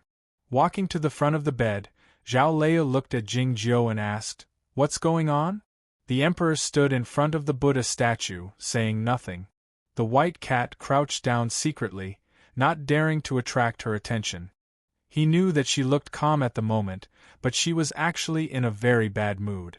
The elder of the instruction hall told them what happened 3 days ago, and then he looked at Monk Duhai sitting cross-legged at the doorway, saying with a complicated expression, "Nobody knows why Junior Marshal Nephew Duhai did this. He has never said a word." Zhao Leu turned around and walked to the front of Monk Duhai, her right hand falling on his shoulder, making a light paw sound. Then, a cracking sound was heard. The thoughtless sword emerged from her palm and pierced through Monk Duhai's shoulder, cutting open the most sensitive part of his body, the Sanji channel, and then the tip of the sword came out from his waist. This sword would bring the most extreme pain to Monk Duhai. Looking at the scene, the monks of the Guoqing Temple couldn't bear to watch, especially those disciples of the Justice Hall, most of whom were the disciples of Monk Duhai, who were even more furious. An eminent monk of the Justice Hall suppressed his anger and said, "Senior Marshal Brother Duhai has used the sacrifice spell, and he can live for another 7 days at most. Peak Master Zhao, there is no need to do this." Zhao Leu didn't pay attention to these monks. She just looked at Monk Duhai's face in silence, the thoughtless sword moving slowly through his body. Monk Duhai's eyebrows quivered slightly, and he opened his eyes slowly, looking at her. Zhao Leu withdrew her sword. The pain in Monk Duhai's eyes gradually turned into calmness, as if he had been truly relieved. "We didn't know that the unicorn would come, we only knew that he might come. This is a variable, but it's not important." He looked at Zhao Leu and said calmly, "The great Grandmaster Xian, why doesn't know that his mission is to bring out all the swordsmen around him, but I know that my mission is to wait." "Wait until there is no one around him?"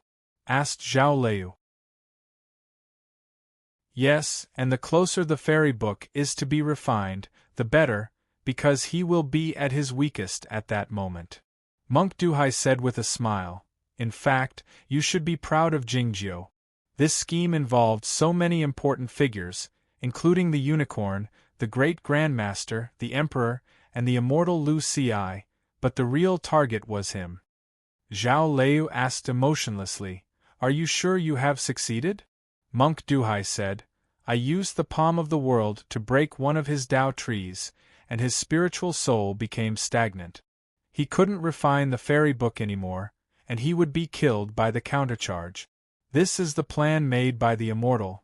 How could it fail?" "Why?" Zhao Lei asked after a long silence. She wasn't asking about one thing, but everything. She was asking about everything, from Guoqing Temple to Oyama, from Taipingzhenren to Jingwei. "I'm probably the only one who can answer this question." The emperor turned around in front of the Buddha statue, waving his sleeve to signal all the monks to leave.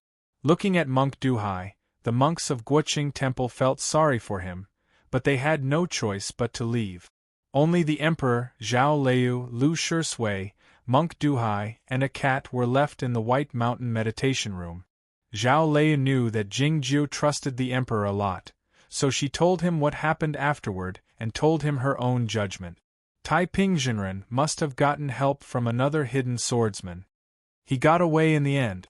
The emperor walked to the stone steps outside the meditation room and looked at the temporary one in the pagoda forest, saying, "In fact, all the stories originated from his greed.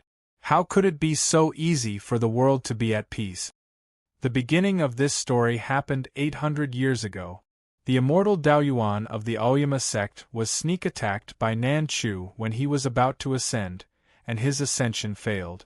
Because of the sword formation of Aoyama, Nan Chu hid on the foggy island in the South Ocean and didn't dare show up.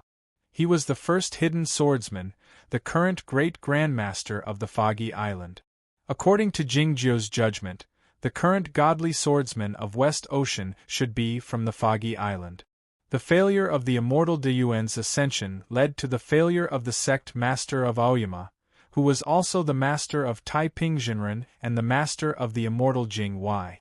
The peaks of the Aoyama sect were in turmoil for a long time in order to compete for the position of the sect master.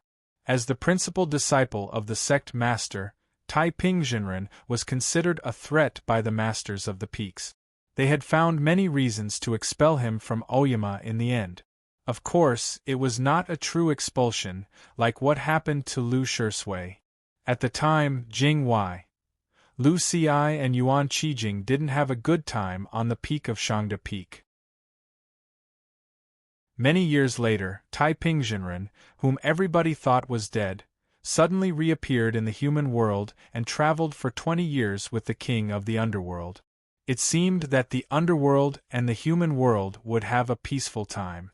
Unexpectedly, the human cultivation circle suddenly turned against him. The Zhongzhou school, Yamatsai, Kunlun and other sects besieged the king of the underworld. The fairy book descending from heaven. The king of the underworld was locked in the deep end of the fiend prison, and he didn't die together with the old dragon until a year ago. Though what happened later was not Taipingzhenren's doing, he had done a great service for the human race. Thanks to this achievement, he returned to Aoyama, intending to inherit the position of the sect master. The masters of the peaks in Aoyama weren't Taipingzhenren, had already mastered the supreme magic methods of the Aoyama sect and learned the powerful methods of the underworld at the time, and he was one of the few swordsmen in the heavenly arrival state. His two main disciples, Lu Ci and Yuan Qijing, were also rare geniuses in the history of Aoyama, and he claimed that the dead dog and the devil jay, two of the principal guards of Aoyama, were on his side. Most importantly, his young brother Jingwei had demonstrated an unimaginable cultivation state and prowess during the civil strife in Aoyama. After a brutal and bloody sword fight, some elders of Aoyama died, some elders went to the hermit peaks and swore not to come out, and some were locked in the sword jail. The orthodoxy of Aoyama continued.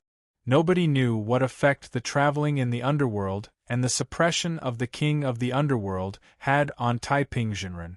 Yet, it was certain that his ideology had undergone a subtle and secretive change.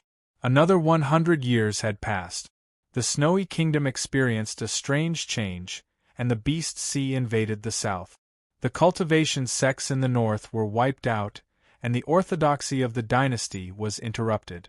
The world was in chaos, and the bandits were everywhere.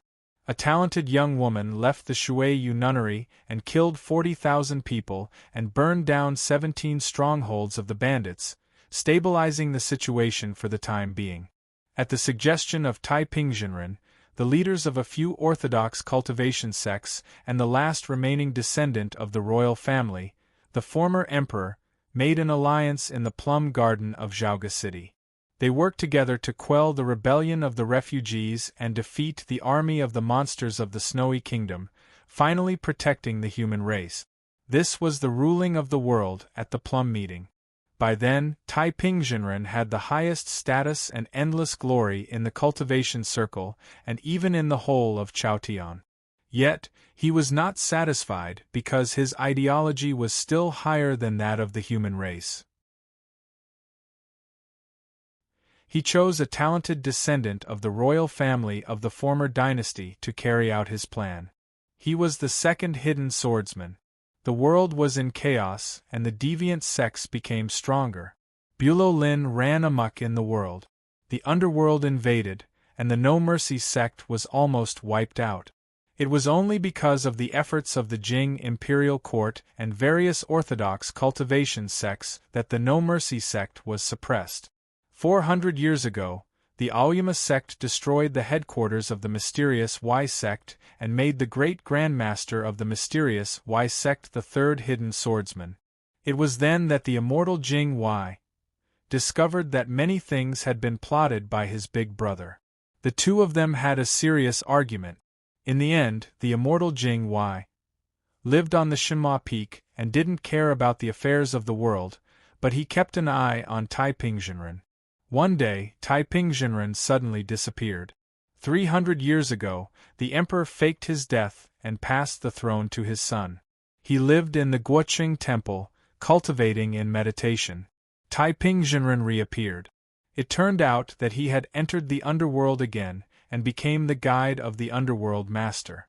After he returned to the human world, he became the chief monk of the Guoqing temple. Back when my father the emperor was cultivating in the tranquil garden, I came here a few times.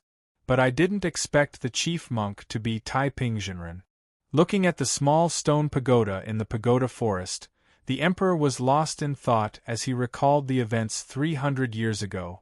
Zhao Lei wondered what was hidden in those events and what ideology Taiping-Jinren had that led him to be isolated by his friends and family in Aoyama. She couldn't help but fall silent when she recalled what Jingjiu had said to her in the Zhao garden outside Zhaoga City. Lu Shisui thought of the young man who came to the vegetable garden and gave the scripts at night, but he still couldn't believe that the young man was the great grandmaster Taiping. The great grandmaster is the sect master of Aoyama. How could he be the chief monk of the Guoqing temple? He asked confusedly. Monk Duhai said, "The immortal has a profound understanding of the Buddhist methods, and he cares about all living beings. He is truly merciful. Why can't he be the chief monk of our temple?" The emperor ignored him, and continued, Taiping-Jinren didn't cultivate the Buddhism for the sake of tranquility, and it had nothing to do with mercifulness. What he wanted was to enter the wheel of life and comprehend the principle of reincarnation. Zhao Lei thought that the late emperor was cultivating in the Guoqing temple at the time. Was there any connection between the two events? He and my father the emperor were close friends, and they could be called brothers, but he intended to seize my body and return to Zhaoga City as my father. Looking at the small stone pagoda, the emperor continued calmly, "Fortunately, he failed. He was imprisoned in the sword jail of Aoyama by the immortal master Jing Y. 300 years ago, when Taiping-Jinren stayed behind closed doors, Aoyama issued a prohibition order within 400 miles, and the imperial army was dispatched, shocking the world. It turned out that this was the truth.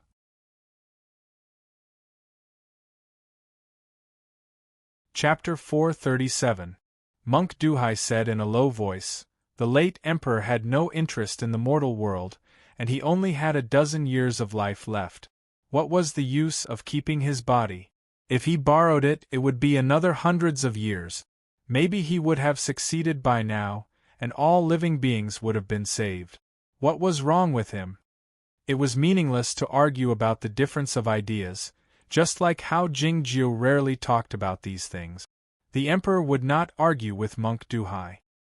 He looked at him and asked, "Were you the little acolyte who served him closely?" A mocking smile appeared on Monk Duhai's face as he said, "Back then, those senior brothers of a mortal servant were all killed by you. The purge in the temple has lasted for 30 years. If I had once a mortal servant, do you think I would still be alive now?" The bell in the temple was clear and melodious, as if it was outside the mortal world. But when it came to such a thing, it would become a battlefield. The emperor did not mention why Taiping Jinren failed, nor did he mention what happened afterward. But Monk Duhai's few words were enough to make people think of how many people died in the Guoqing temple and how bloody the scene was. Zhao Lei looked indifferent, as if it was a matter of course. Lu Shisui felt a bit emotional and asked, "Then why did you continue to follow the Grandmaster Taiping?" "I was just an inconspicuous little monk in the temple at that time.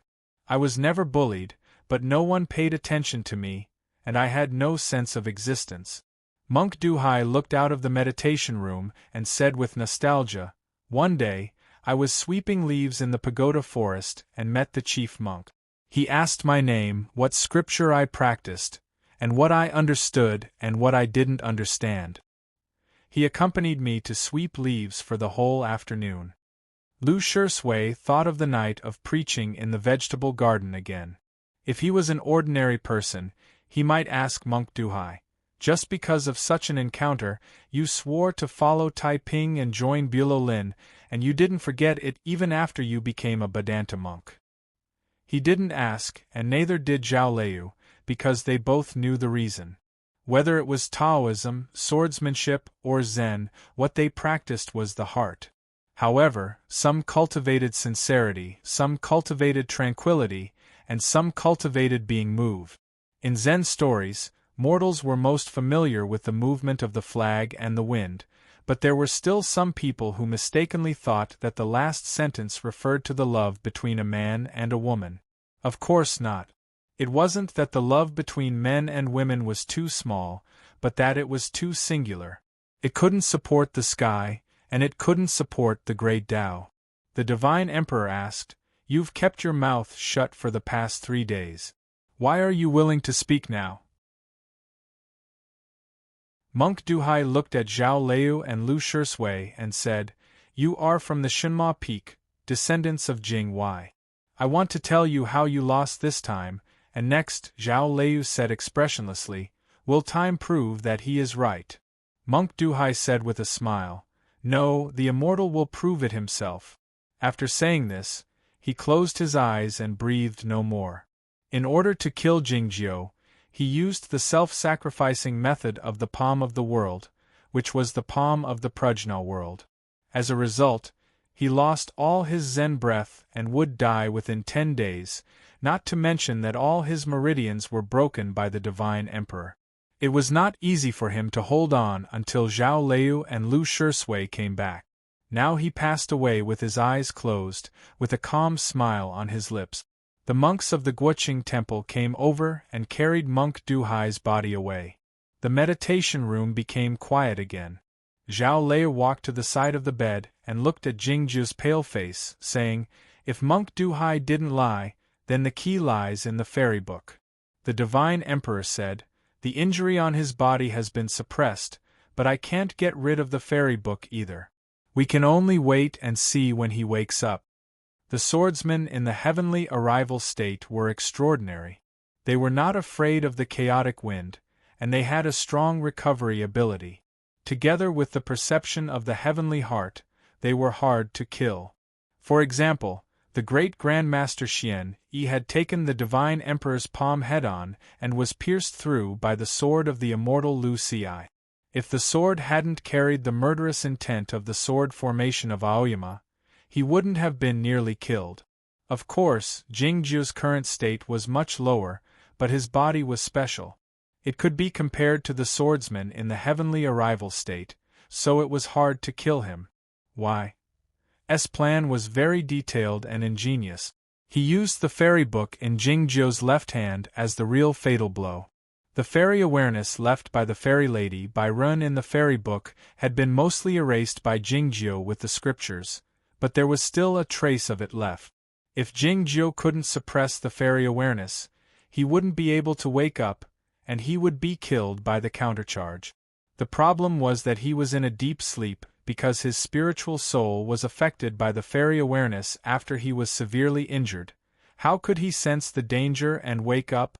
Zhuoruzhui woke up first. He opened his arms reflexively, but he hugged nothing. It was not until then that he found the small stone pagoda was no longer by his side. He walked out of the meditation room and asked the monks of the Guoqing temple. Then he found the White Mountain meditation room by the pagoda forest. Seeing Jingzhu in a deep sleep, he was a bit surprised. After learning what had happened, he said with a smile, "There's nothing to worry about. Just wait and see what I'll do." After the Dao competition, Lu Xi had entangled Jingzhu's left hand with countless wills of sword to prevent the energy in the fairy book from leaking out. Zhuoruzhui was the last disciple of Lu Xi, so he had a profound cultivation of the inherited heaven sword, so he was confident that he could do the same. He walked to the side of the bed and called out his flying sword, which flew around Jingzhu's left hand at a high speed, leaving behind countless light threads. The light threads bound Jingzhu's left hand tighter and tighter. At last, they were connected from head to tail, and a knot was formed. The moment the knot was formed, countless light threads shot out from Jingzhu's left hand, and the fairy aura was rising. With a muffled groan, Zhuoruzhui was sent flying into the pagoda forest outside the meditation room. He rolled over 20 times on the ground, and didn't stop until he hugged the small stone pagoda that he was familiar with. The emperor retracted the fire wings that isolated the fairy aura and shook his head.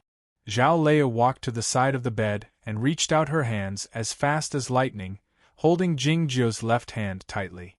A dozen shapeless wills of sword came out from her earlobes, the ends of her hair, and the corners of her clothes, cutting the air and filling the meditation room with a fierce aura. She wanted to use her acquired shapeless sword to wrap around the fairy aura coming out from the fairy book. The light threads passed through Jingzhu's fingers and came out from between her fingers, illuminating her face and her clear eyes. Her face grew paler and paler. At last, she couldn't hold on any longer and spat out a mouthful of blood. She had no choice but to let go of Jingzhu's hand. "I won't try," said Lu Shisui. He had learned the sword style of Aoyama and the sword style of West Ocean, but the most powerful one was still the demonic method of the Bloody Demon Church. Using the demonic method to deal with the fairy aura was no different from seeking death.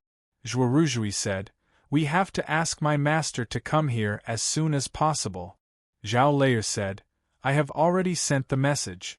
The immortal sect master will arrive tomorrow." Zhuoruzhui wondered why his master took so long to arrive after 3 days. Even though his master was famous for his slow riding sword, it shouldn't take him 3 days to arrive. Then he realized that his master must have consumed a great deal of his sword's source to severely injure the great Grandmaster Xian Yi, and needed to rest and recuperate before he could set off. What he could think of, Zhao Lei could think of as well. But what she didn't understand was that, if the immortal sect master couldn't arrive, what about the sword justice? Half a day had passed. Jingzhu hadn't woken up yet. The fairy book in his left hand grew brighter and brighter, and the fairy aura coming out from it grew denser. Zhuoruzhui thought that he had no choice but to use up the fairy aura. He began to meditate with his eyes closed, cultivating with the help of the fairy aura in the room. Zhao Liu and Lu Shisui weren't in the mood to cultivate. They sat on the futons in front of the bed, looking at Jingjiu, who was sleeping soundly, lost in thought. The white cat squatted by Jingjiu's feet, behaving obediently, not making a sound the entire time. Zhao Liu and Lu Shisui knew he was there, but they didn't take a look at him, nor did they pay any attention to him. It was snowing in Zhaoga City when my mother was pregnant with me. I was born on the 12th lunar month, so my name is Zhao Liu. Looking at Jingjiu, who was sleeping soundly, Zhao Liu continued, in the snowflakes, he saw me in my mother's belly, so I was the first disciple he chose. Having heard the stories told by the emperor and monk Duhai, Lu Shisui had vaguely guessed the true origin of his young master. Hearing what Zhao Liu said and thinking that she had always claimed that she was the personal disciple appointed by Senior Grandmaster Jing Wei, he was more certain of his guess. He came back to his senses after a long moment of silence, and then he realized that what Zhao Liu said was that she was trying to sort things out. There was no point in competing. When he was at the external gate of the South Pine Pavilion, he saw her riding the sword in the sky and heard the rumors about her, and he had called her big sister many times. Later, when she became the master of the Shinma Peak, he had to call her senior master. Though he was thinking of all this, he said something else. My name is Lu Shisui. It's because I was 10 years old when my young master met me. Zhao Liu asked, if you were 3 years old when he met you, would you be called Lu Sansui? Lu Shisui thought that if his young master saw her in her mother's belly in Zhaoga City in the summer, would she be called Zhao Dashu? Though he thought so, he couldn't say it out loud. Thinking of the journey from the vegetable garden to Ozawa, he asked with a lingering fear, how did you feel when you faced the Grandmaster alone in the beginning? Zhao Liu said after some thought, I was very scared. There were few things and people in the world that could make her feel scared. Yet, Tai Pingjinren was the Grandmaster of Aoyama, a character in the book, whose portrait was still hanging in that small building. She was a disciple of Aoyama. At the time, she rode her sword to chase after him, and she didn't give up until she died. Now that she had calmed down and thought of these things, how could she not feel scared? Looking at Jingjiu, who was sleeping soundly, she knew that he wanted to make her feel scared so that she would face her true inner self. She had figured out 2 things after she left the Guoqing temple 3 days ago. Jingjiu left her outside the Zen hall because he wanted her to chase after Tai Pingjinren and prevent him from leaving. She could have broken through the middle state of free travel a few years ago, but Jingjiu didn't allow her to do so. It was because he wanted her to find her own path. Everybody was different, and everybody's path was different. She was good at calculating, but she couldn't follow the old path of Taiping and Jing Wei. It would be easy for her to reach the end of the path. Jingjiu didn't allow her to break through the state, which was why he gave her a question. There was no real answer to this question. When she chose to break through the state on her own, ignoring Jingjiu's opinion, the question would be solved by itself. It meant that neither Jingjiu nor the immortal Jing Wei. Nobody could influence her choice anymore. She was born in the snow in Zhaoga City, and she cultivated silently on the Sword Peak, both of which had the characteristics of Jing Wei. At the moment, she didn't care about the intention of the immortal Jing Wei. She cut off the long hair he liked and broke through the state by force, becoming herself completely. Zhao Liu should have a messy short hair, and she should advance bravely, regardless of the consequences. This was the answer Jingjiu wanted her to find. Zhao Liu looked at Lu Shisui, wondering what kind of path he would choose in the future. Lu Shisui didn't know what was on her mind, and he had never thought about what kind of path he should choose. Looking at her gaze, he asked worriedly, what if my young master doesn't wake up or the fairy book breaks out? Zhao Liu said after some thought, I'll pretend that nothing has happened over the years. After a moment of silence, Lu Shisui said, I might not be able to do it. Zhao Lei suddenly asked. Why did he stay in your house when he went to your village? Lu Shisui said, I asked my young master about it later. He said that he saw me the first time he saw me. He could tell that I had a special bone structure and an extraordinary talent. Interesting, Zhao Lei commented. What's interesting about it? Lu Shisui asked. I can't explain it clearly, Zhao Lei replied. It was quiet in the White Mountain meditation room. The emperor stood in front of the Buddha statue in silence. It was unclear what he was thinking. Zhuoruzhui greedily absorbed the fairy energy seeping out from the gaps between Jingjiu's fingers. Even though he was meditating with his eyes closed, he couldn't stop the corners of his mouth from curling up. He seemed to be very happy. Zhao Lei and Lu Shisui chatted casually. It wasn't a smooth conversation. If it were someone else, they might feel embarrassed, but they were quite comfortable with it. This was the first time they had chatted so casually, which was interesting enough. Standing outside the door of the Guoqing temple, Xiao He looked at the receptionist monk. She wanted to approach him and ask him, but she was hesitant. They had lived in the vegetable garden for many years and were familiar with the monks in the temple. It was easy for them to enter the temple on normal days, but something significant had happened in the Guoqing temple that day. Even the wives of the officials who came to offer incense were barred from entering the temple, including Xiao He. A young man walked past her toward the temple gate. Xiao He recognized who he was and was somewhat surprised. The young man wore a conical hat on his back, which was a bit bigger than the ordinary ones, and his eyebrows were a bit lighter than the ordinary ones.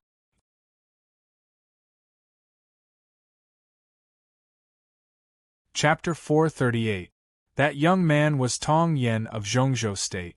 Xiao He had been in Bulolin for many years, so she knew what this talented disciple of Zhongzhou school looked like. She was very surprised, wondering why he suddenly came to Guoqing temple. Then she noticed that Tong Yan's shoes were worn out, and there was a lot of black mud on his fingers.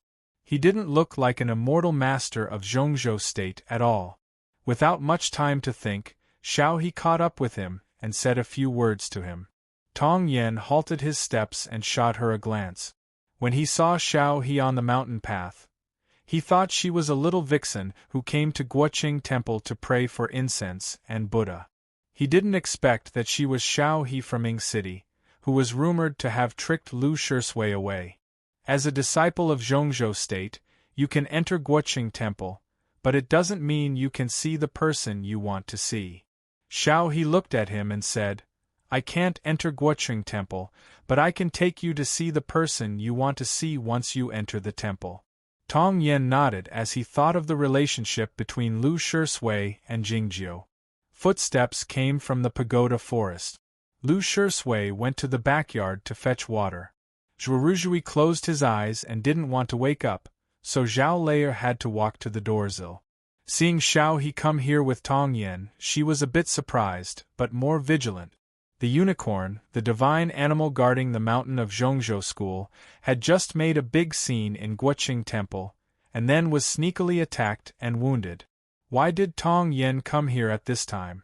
Lu Shisui came over with hot water and was stunned by the scene in front of him.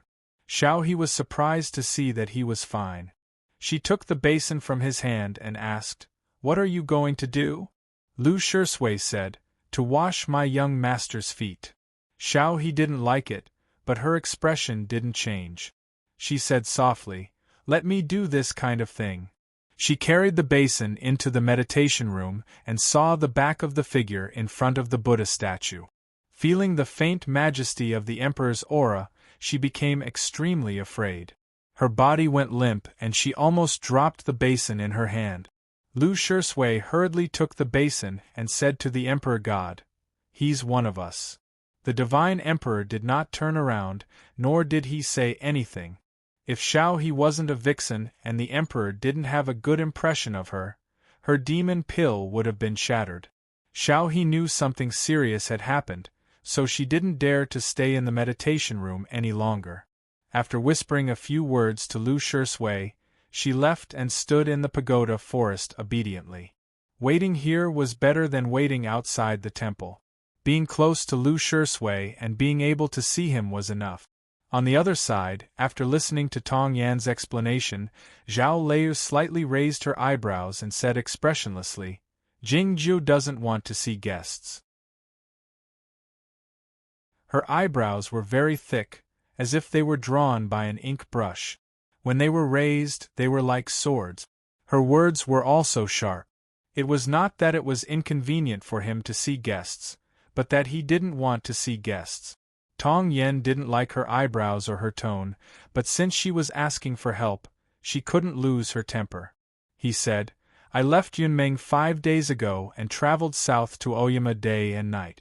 I didn't know that he might be in the Guoqing temple until I was halfway there. Even if he doesn't want to help me, I should at least see him." Looking at the conical hat on his back, Zhao Lei became more vigilant. She had worn the conical hat many times when she and Jingjiu traveled around the world, including Nanhezu, Yujun, Shuanghe Mountain, and Haizhou. She had seen all kinds of conical hats, but she had never seen such a big one. 5 days ago, the unicorn had arrived at the Guoqing temple. Tong Yan's departure from Yunmeng should have nothing to do with this. But why did he hurry to Oyama to find Jingjiu? At this moment, the emperor's voice came from the meditation room, "Let him in." Tong Yan walked into the White Mountain meditation room and came to the bed. Lu Shui was wiping Jingjiu's feet with warm water. The white cat had no place to sit, so he curled his body into a ball, feeling wronged. Lu Shui didn't even look at him. Seeing Jingjiu's pale face and deformed right arm, Tong Yan's face turned exceedingly pale. His body swayed slightly, and he had almost passed out. He had dug the hole for 6 years to evade the great formation of Cloud Dream and the perception of the unicorn. He had been mentally strained for 6 years. He had taken the green sky mirror with him and fled from the Cloud Dream Mountain in the middle of the night. He had endured an unimaginable mental pressure. He had finally met Jingjiu, but Jingjiu looked like this. No one would be able to hold on if they were in the same situation as him. Zhao Lei didn't know what had happened to Tong Yan, saying, "You have seen it now. No matter what you want him to help you with, he can't help you anymore." After a moment of silence, Tong Yan suddenly took off the conical hat on his back. Zhao Lei was alarmed, but she knew that the emperor was not in danger since he stood in front of the Buddha statue without turning around. Tong Yan tore the conical hat to pieces, exposing the object hidden inside. It was a bronze mirror, with many patterns and cracks on the surface of the mirror. It looked very old. The strange thing was that there was still a great deal of ice and snow in the patterns of the bronze mirror, which hadn't melted for some reason. Zhao Lei hadn't seen this bronze mirror before, but she could sense the profundity exuded from it, making her even more alarmed. Seeing the bronze mirror, Lu Shui asked with a slightly surprised expression, "Is this the model of the green sky mirror?" The green sky mirror he had seen in the Manor Cave in the deep end of the Huin Valley on the Cloud Dream Mountain was a bronze mirror formation of 100 square feet. "This is the green sky mirror," said Tong Yan. Lu Shui was truly startled this time. "I didn't expect you to bring the green sky mirror with you," he exclaimed while staring at Tong Yan. There were few magic treasures of the heavenly state like the green sky mirror in all of Chaotian. Even though Tong Yan was a talented disciple of the Zhongzhou school, his cultivation state was merely in the Yuanying state. Traveling in the world with the green sky mirror was no different from courting death. It was impossible for the Zhongzhou school to allow him to do so. The emperor turned to look at the green sky mirror and sighed, "The living are always sorrowful, it's all the same."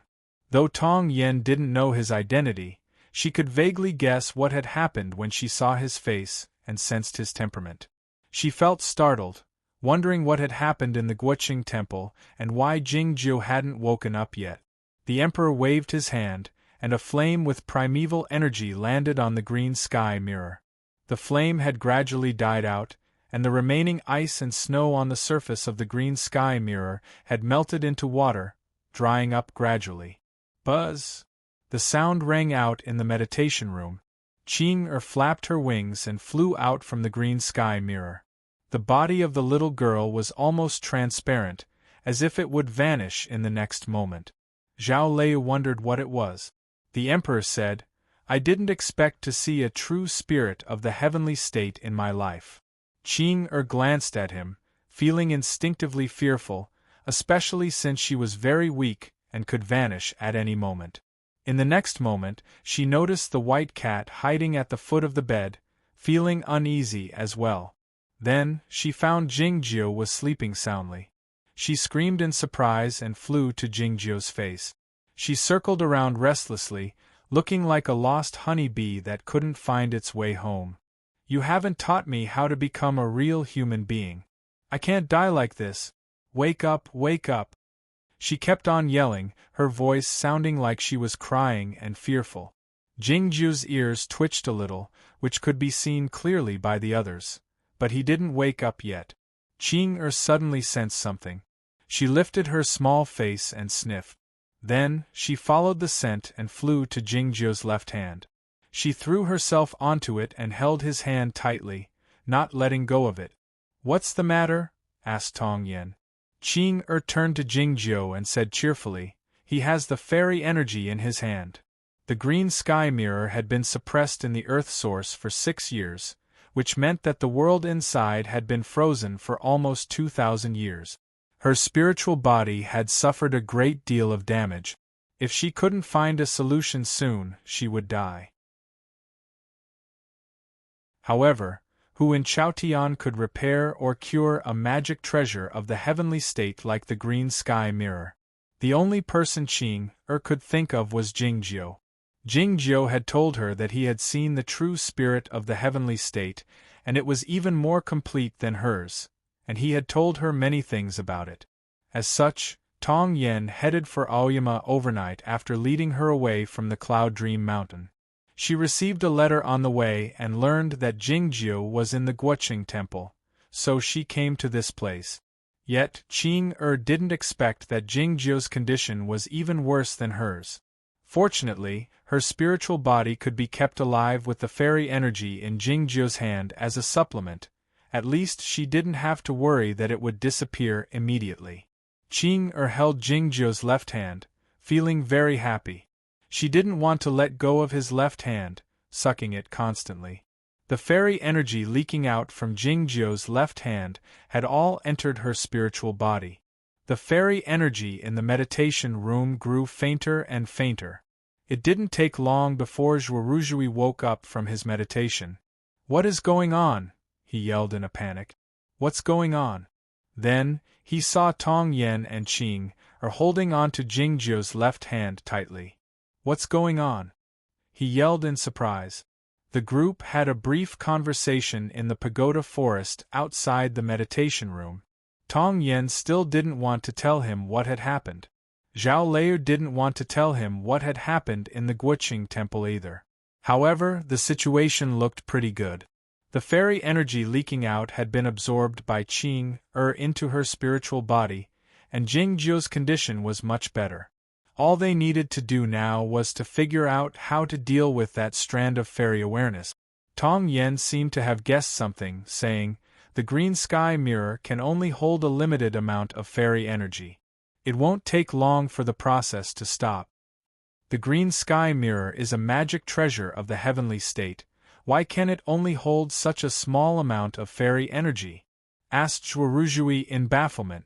Tong Yen said, "The green sky mirror has been sealed in ice for a long time. The being inside the mirror that can absorb the fairy energy hasn't woken up yet." This sentence had already vaguely revealed some things. It was then that a loud belch broke out in the meditation room. The group walked back to the room and found Ching sitting by Jingjiu, rubbing her slightly swollen belly with her small hand. Her spiritual body was no longer transparent, and it was evident that it had stabilized. Zhao Lei shot a glance at Tong Yen, wondering what she meant by "it won't take long." "I know what you people are worried about, but there's no need to be afraid." Ching patted her belly, making an adorable paw sound. Having said that, she flew up and jumped into Jingju's body. It was like a blue bird flying into a well and heading to another world. A sword light was traveling in the distant, empty realm. The immortal Lu Ci was the sect master of Aoyama and had a profound cultivation state, but the speed of the flying sword was always a problem. He couldn't do anything about it. He didn't even have a sword. How could he fly? After receiving the letter from the Guoqing Temple, he left Tianguang Peak and headed for the East Ocean, regardless of the loss of Zhen Yuan. As he was about to arrive, his Dao heart was suddenly triggered.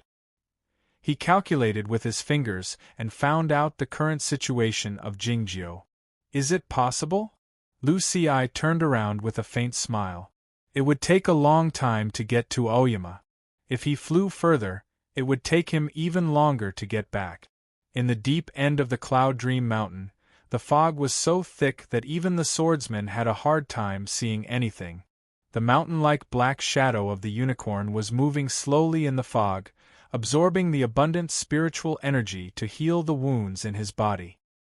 He was wounded after being sneak attacked by the great grandmaster of the mysterious dark sect in the Guoqing Temple.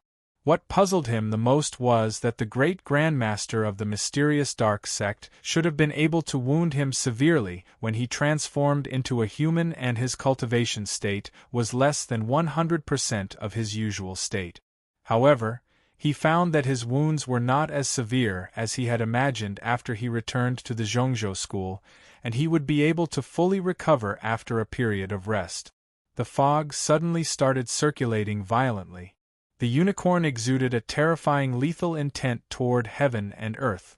It was because he sensed that the fairy awareness left by Bai Ren was on the verge of being destroyed. In the next moment, he sensed something else which shocked him greatly. He came to the deep part of the earth source, ignoring the fact that his wounds had not been healed yet. The great formation of Cloud Dream exuded a formidable energy that even made him feel uncomfortable. He looked ahead with narrowed eyes, and the expression in his eyes changed abruptly. The tendons and vessels hidden under the skin on his face suddenly bulged, as if they were about to break through the wall, revealing a blood-red color. The underground river and the lava flowed parallel to each other, as if they would never meet. And the green sky mirror on the cold sky pivot had disappeared. The unicorn found the tunnel after he activated his spiritual awareness. He flew out along the tunnel and found that he was in a manor cave on the edge of the Cloud Dream Mountain. There was nothing in the manor cave save for a faint energy. Ah! The unicorn let out an angry shriek. A violent wind rose in the manor cave. The stone walls attached to the formation were visibly eroded, turning into a thin layer of brittle skin, falling off with a rustling sound. The shriek of the unicorn could be heard all over the Cloud Dream Mountain. All the fog seemed to have become heavy. All the disciples of the Zhongzhou school, including those elders living in seclusion, walked out of the manor cave and looked in the direction of the valley where the immortal sect master was, wondering what had happened in surprise. The thicker the fog, the more dewdrops there were. The dewdrops wetted the leaves, as if a rare rain was coming. Bai Zhao pulled back her finger and rubbed the dewdrops on her finger gently until they turned into smoke and disappeared. She walked to the edge of the cliff and looked in the direction of the distant East Ocean, remaining silent. She had guessed something 2 years ago, and the angry shriek of the unicorn was the proof, but she didn't need it. The letter that Tong Yen received on the way was written by her. The New Year festival was not over yet. The sound of firecrackers could be heard once in a while in the village outside the Guoqing Temple. The unicorn came to the world, the great grandmaster showed up, the emperor struck with his palm, and Aoyama wielded his sword. Many significant events had taken place on the last day of the previous year, but none of them had any effect on the human world. They were 2 different worlds to begin with. It was difficult to communicate with each other, and it was unnecessary to communicate with each other. In the early morning, a blue bird flew out from Jingju's body. Qing didn't tell anybody what she had seen in Jingju's body, not even until a long time in the future. The true spirit of the heavenly treasure is born to contain the world. This was what Jingjiu told her in the illusionary realm of the green sky mirror. Looking at Jingjiu, who was still sleeping soundly, Zhao Lei thought that if the green sky mirror was her world, then where was his world? In the ancient myths and legends, the blue bird was the messenger for the fairy men to deliver messages. Though she didn't bring any message to the Guoqing temple that day, another message was delivered to the Guoqing temple. Having finished reading the amulet book in his hand, the emperor handed it to Zhao Lei, and then stood in front of the Buddha statue, remaining silent. Having finished reading the amulet book, Zhao Lei handed it to Lu Shisui after some thought. Zhuoruzhui felt helpless, as he thought that he had entered the Guoqing temple earlier than Jingjiu, and that she was too vengeful. After Lu Shisui had finished reading it, it was Zhuoruzhui's turn to read it, and then it fell into the hands of Tong Yen. Tong Yen was the person involved. All the cultivation sects and the imperial court in Chaotian had received this amulet book. The Zhongzhou school claimed that Tong Yen had betrayed their sect and asked all the orthodox cultivation practitioners in the world to kill her. Any sect or individual who would take her in would be regarded as an enemy of the Cloud Dream Mountain. Tong Yan's expression didn't change. Her eyebrows were still as light as before, because she didn't even furrow them. "It's time for me to go." He wrapped the green sky mirror in a cloth and tied it to his back, heading for the outside of the temple. End of this chapter.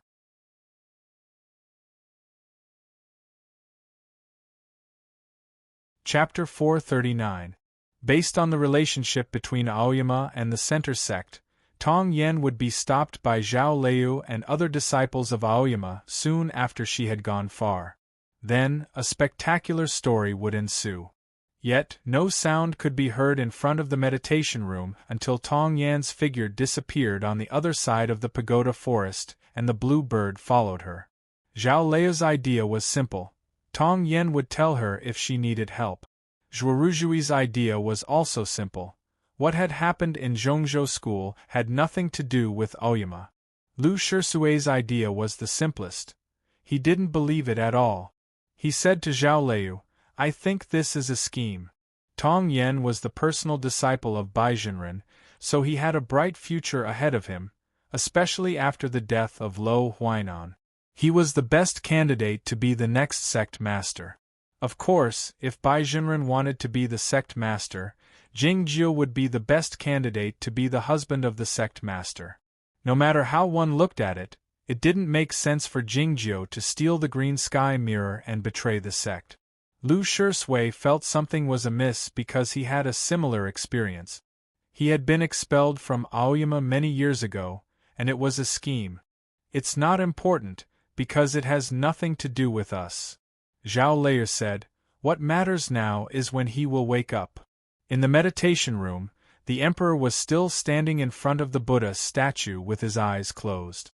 It seemed like he was about to become a Buddha statue himself. Lu Shisui looked at Jingjiu and said, "I think he will wake up soon." A meowing burst out in a corner of the bed. This was the first time the white cat had made a sound in the last 10 days. He agreed with Lu Shisui's judgment. Lu Shisui didn't even spare a glance at him. Zhao Lei ignored it. She sat on the cattail hassock and continued to wait. Zhuoruzhui walked to the front of the bed and looked at Jingjiu's face. He thought to himself that Jingjiu was still so good-looking even when he was asleep. Then he gave his authoritative judgment. He's about to wake up. The divine emperor opened his eyes and looked at the statue's right hand.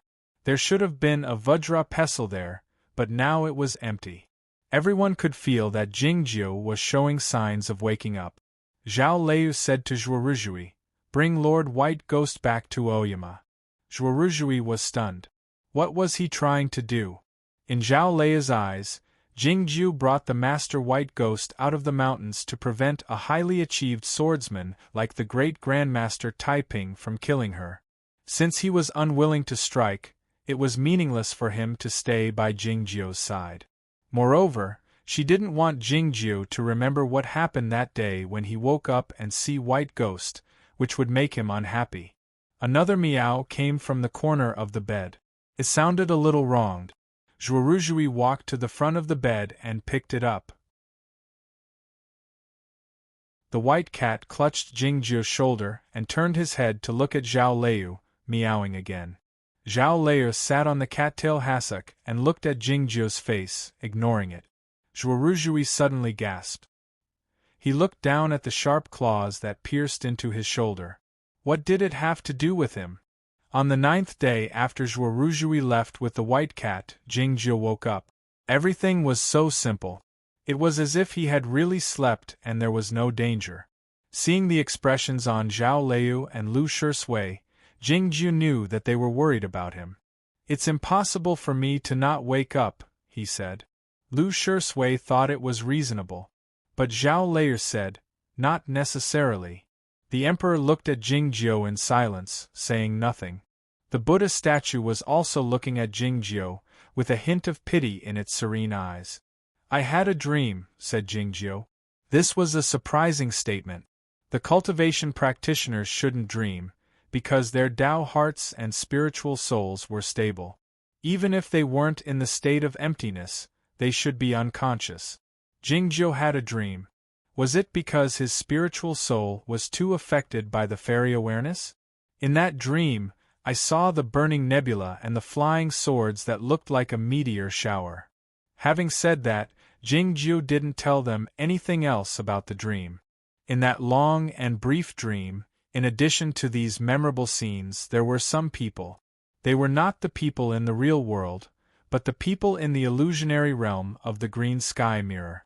In his dream, he saw the unworthy son of the grand scholar Zhang waving his hands excitedly in the field in the south, yelling something, as if he was a 70-year-old man who had given birth to a son.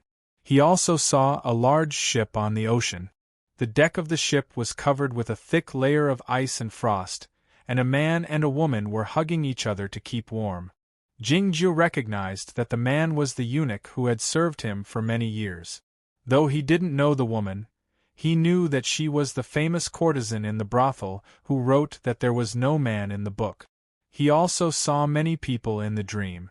In the end, he saw the populace of the Chu kingdom gathering outside the royal palace, bowing to the royal palace and expressing their longing for him and begging him to come back. Then he woke up. Jingjiu looked at his left hand. The fairy book was very peaceful in it. The fairy awareness had completely disappeared, leaving only the purest fairy energy. "Congratulations, young master," said Lu Shisui cheerfully. The emperor smiled faintly, turned around and walked out of the meditation room. He had stayed in the Guoqing temple for more than 10 days due to the busy affairs of the state, so he should have left a long time ago. Duke Lu finally showed up again. He came before the bed and kowtowed to Jingjiu, then said in a low voice, "If you have time, you should go to Zhaoga City to have a look. The emperor is under a lot of pressure." Jingjiu looked at the outside of the meditation room. The emperor stood in front of the small stone pagoda, thinking about something. Jingjiu asked the emperor to bring a letter to Shuiyu Nunnery, and then he started thinking about the matter of Zen Master.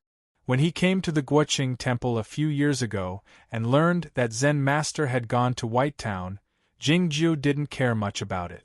But now that so many significant events had happened in the Guoqing temple, especially the news of Taiping, Zen Master still hadn't come back.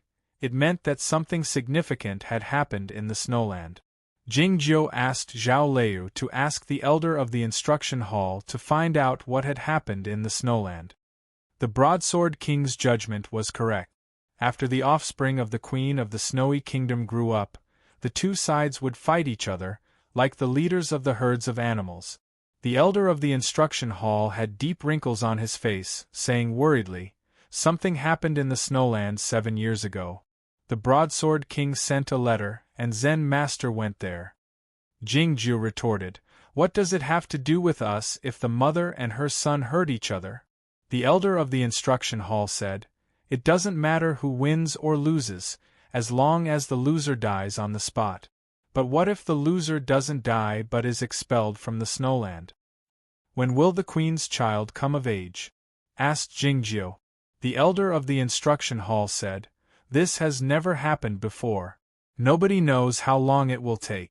It could be hundreds of years, or it could be right now." Jingjiu thought that this was why Zen Master didn't dare leave White Town even though the Guoqing Temple had encountered such a significant event. The Snowy Kingdom was located in the northernmost part of Chaotian. If one was expelled from the Snowy Kingdom, it meant that one would come to the human world. The arrival of either the Queen of the Snowy Kingdom or her child in the human world would mean a catastrophe for the human race. Since they couldn't predict when the loser would come to the human world, Chao Yuan and Zen Master had no choice but to stay in White Town and keep an eye on it. After the elder of the instruction hall left, Jingjiu set up a go board. Lu Shui and Xiao He went back to the vegetable garden to boil the medicine for Jingjiu. Jingjiu and Zhao Leo were the only two people in the meditation room. Looking at the go board, Zhao Leo wondered what they were doing.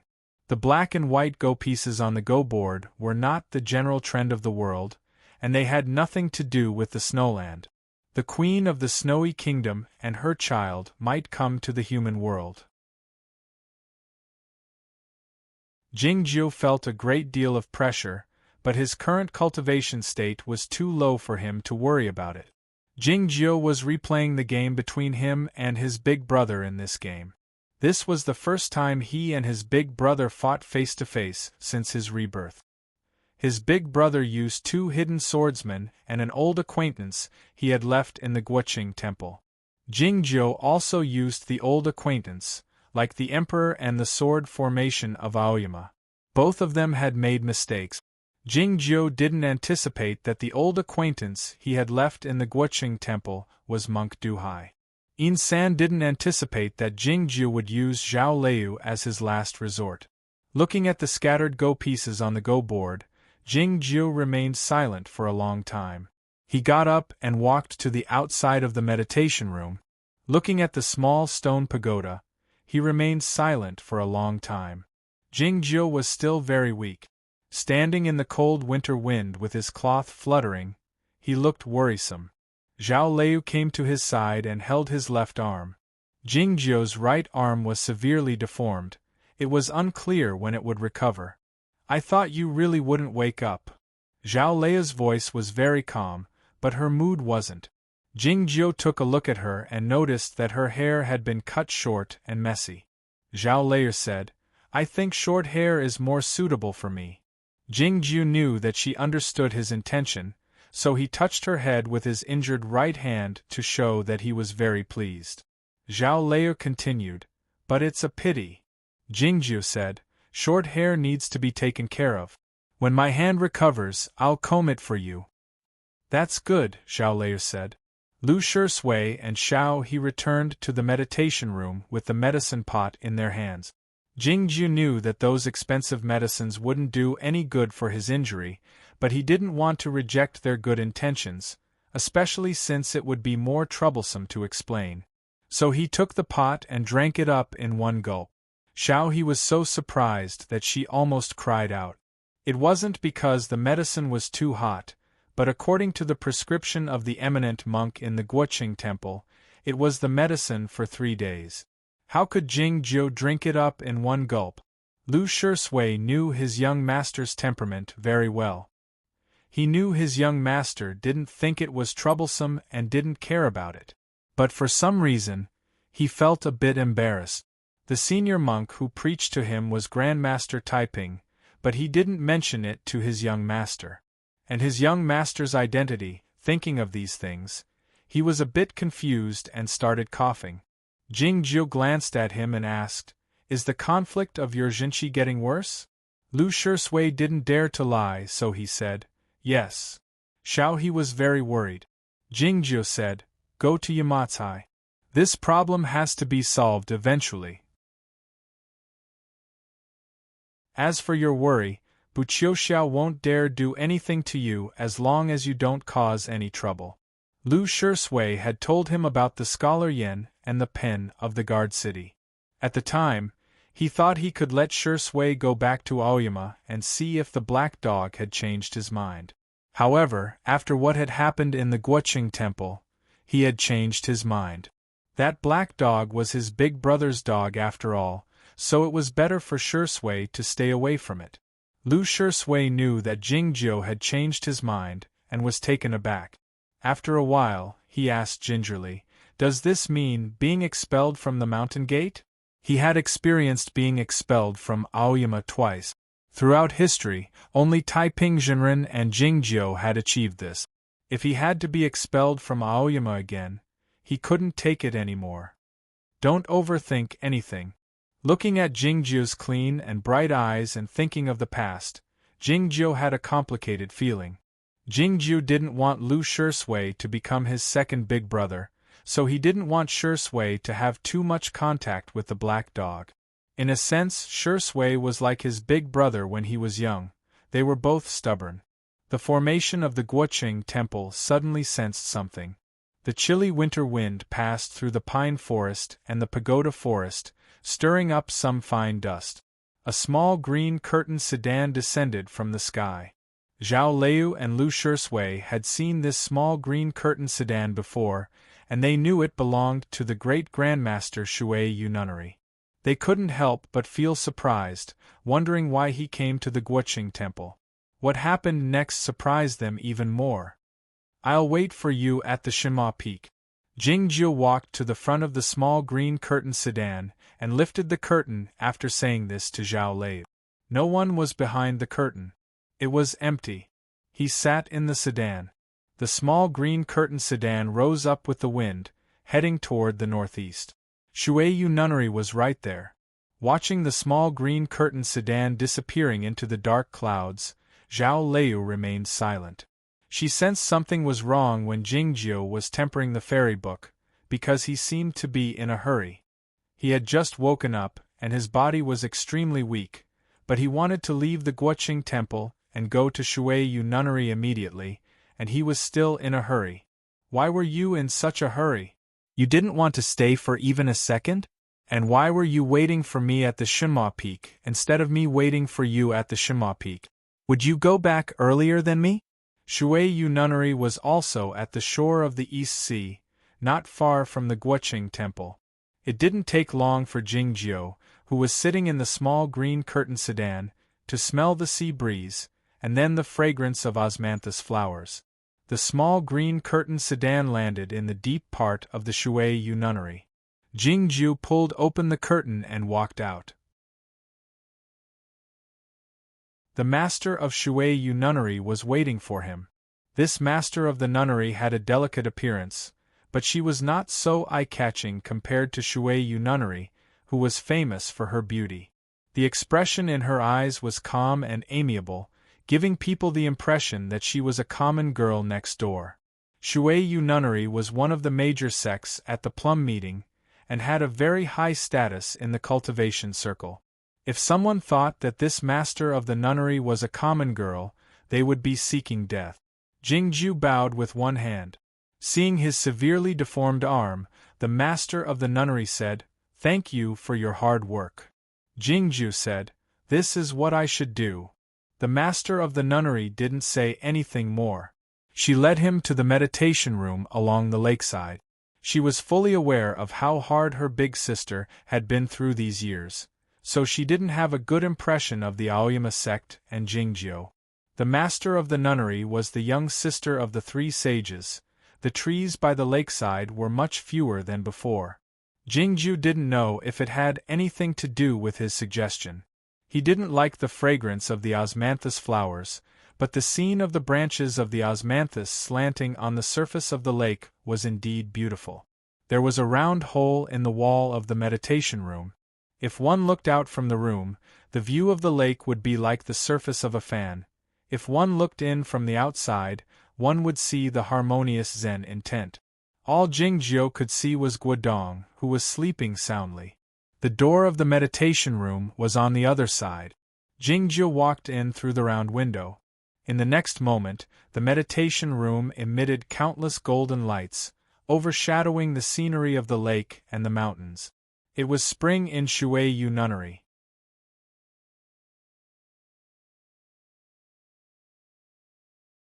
Chapter 440. The energy was fresher than the spring air and softer than the wine. It was the fairy energy. Most of the fairy energy entered Guodong's body, and some of it leaked out of the isolated room. All the flowering trees in the nunnery started blooming, and the koi carps in the lake started swimming happily. The formation of Shuiyu Nunnery was activated. A light gauze about 100 feet in circumference was fluttering in the sky, looking like a huge handkerchief. If He-Jean saw this scene, he would think of his Huanxi gauze. But this formation was many times more powerful than the Huanxi gauze. The fairy energy was extremely pure. Even though it was isolated by the great formation, it still leaked out a little bit. The hills near Shuiyu Nunnery turned green instantly, and the wild flowers grew, spreading to the distance at a visible speed. It looked like a real miracle. When the fairy energy arrived by the heavenly well 10 miles away, it was almost undetectable. But it still activated the amulets of the scripts engraved in the surrounding mountains easily, emitting a golden glow and increasing its power by 100 times. The sound of something being burned and countless feeble screams could be heard in the bottomless and gloomy underground cave. The dark spirits and ghosts in the heavenly well had suffered great casualties. They whimpered in fear, and then the sound grew distant. They didn't dare stay on the surface of the well to spy on the human world. After a long while, the golden glow in the isolated room of Shuiyu Nunnery faded away, and everything returned to normal. Guodong was still asleep with her eyes closed, but her face was not as pale as before, with a hint of redness on it. Jingju knew she should be fine now. A few years ago at the bottom of the West Ocean, she was slashed by the sword of the godly swordsman of West Ocean, and her meridians and life force were all destroyed. Normally, she should have no chance of survival, but her willpower and mental state were too strong. She managed to hold on until now with the help of Jingju. The fairy awareness attached to the fairy book of longevity had been completely tempered, leaving behind only the purest fairy energy. With such a large amount of fairy energy pouring into her body, she could be healed no matter how severe her wound was. Jingju walked out of the isolated room and bid farewell to the chief nun. The chief nun of Shuiyu Nunnery looked like a regular young woman, and her mind was no different from that of a regular young woman. Seeing that he had saved her senior sister, she was somewhat grateful, but seeing that he was about to leave now, she was somewhat displeased. Senior sister hasn't woken up yet you want to leave? What do you mean by this? What did you do that you don't dare to see her? Jingju naturally did not know what she was thinking. Back when Jingjiu and Lian Sanyue fell out, this little girl was still cultivating in the nunnery, so he hadn't seen her much. He didn't take the small green curtain sedan. Instead, he left Shuiyu Nunnery and came to the heavenly well not far away. The scripture talisman was still emitting a faint golden light. The cold and gloomy cave was dead silent. There was no movement at all. Standing at the edge of the cliff and looking into the bottomless abyss, he thought silently, how many fairy books are there in Zhongzhou School? Back then, the immortal puppet had descended from the heavens and directly suppressed the king of the underworld. It took him 6 years and countless risks to refine this longevity fairy book. If the Zhongzhou School used the fairy book again, how would Aoyama deal with it? His awareness went to the distant, cold and empty patch of the universe. Looking at the black seal of the king of the underworld, he calculated that he would be able to deal with another fairy book in about 3 years. He had learned the control of soulfire from the king of the underworld in the fiend prison, which meant that he was qualified to use the seal of the king of the underworld, but his cultivation state was still a bit low. Then, he looked at his distorted right hand, thinking that he couldn't give the sword of the universe to Gu Qing right away. A gust of wind rose in the heavenly well. Jingjiu rode the wind and entered the empty realm, returning to Aoyama by riding the sword. Those in the free travel state couldn't stay in the empty realm for a long time, but Jingjiu was an exception. The speed of riding the sword was many times faster than that of the horse-drawn carriage, and the speed of riding the sword was even faster. As the twilight enshrouded Aoyama, Jingjiu arrived above the 9 peaks and saw the sword-washing stream that looked like a golden thread. The great formation of Aoyama sensed the sword light and opened a passage for him. Many people saw the sword light and sensed the sharp energy in the sword light, feeling amazed, wondering if this was the sword of the universe that had wounded the unicorn. 2 days ago, Zhuoruzhui returned to Aoyama and reported in the grand hall of the Shilai Peak. The disciples of Aoyama all knew what had happened in the Guoqing temple, and their admiration for the young senior master grew even stronger.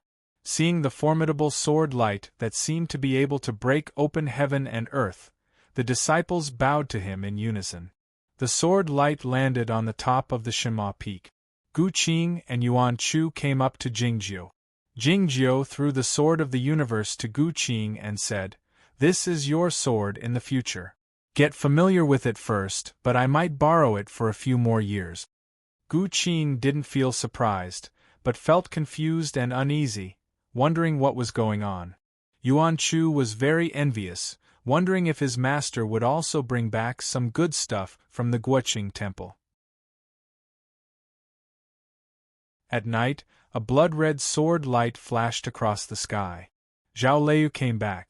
Of course, she didn't bring any local specialties of Machio. The thoughtless sword was indeed the fastest sword in Aoyama. They both set off from the Guoqing temple. She was only half a day slower than Jingjiu. Of course, Jingjiu went to the Shuiyu nunnery on the way and stared blankly by the heavenly well for a while. In the deep part of the manor cave, Zhao Lei looked at his left hand and ascertained that the fairy book was gone. Then she looked at his deformed right hand and asked, "What should we do now?" "I'll stay behind closed doors for a few days to figure out a solution." Jingjiu said this nonchalantly, as if it were a trivial matter. Yet, he couldn't figure out a solution, indicating that his injury was serious. He was sneak-attacked by Monk Duhai using the palm of the world in the sacrificing method. No matter how special his body was, he had suffered an irreparable injury. If he had tempered the fairy awareness and used the fairy energy in the fairy book to heal his injury, he would be able to recover instantly. But he gave all the fairy energy to Guodong, leaving none for himself. Zhao Lei glanced at him and turned to leave the manor cave without saying anything. Jingjiu closed his eyes and started meditating. Meditating meant thinking.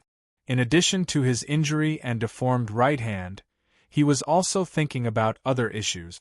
The fairy book at the Zhongzhou school, the internal conflict in the Snowy Kingdom, his big brother's intention, the situation in Zhaoga City, and the few ghosts or devils in Aoyama. He had never cared about the mortal affairs because they were annoying.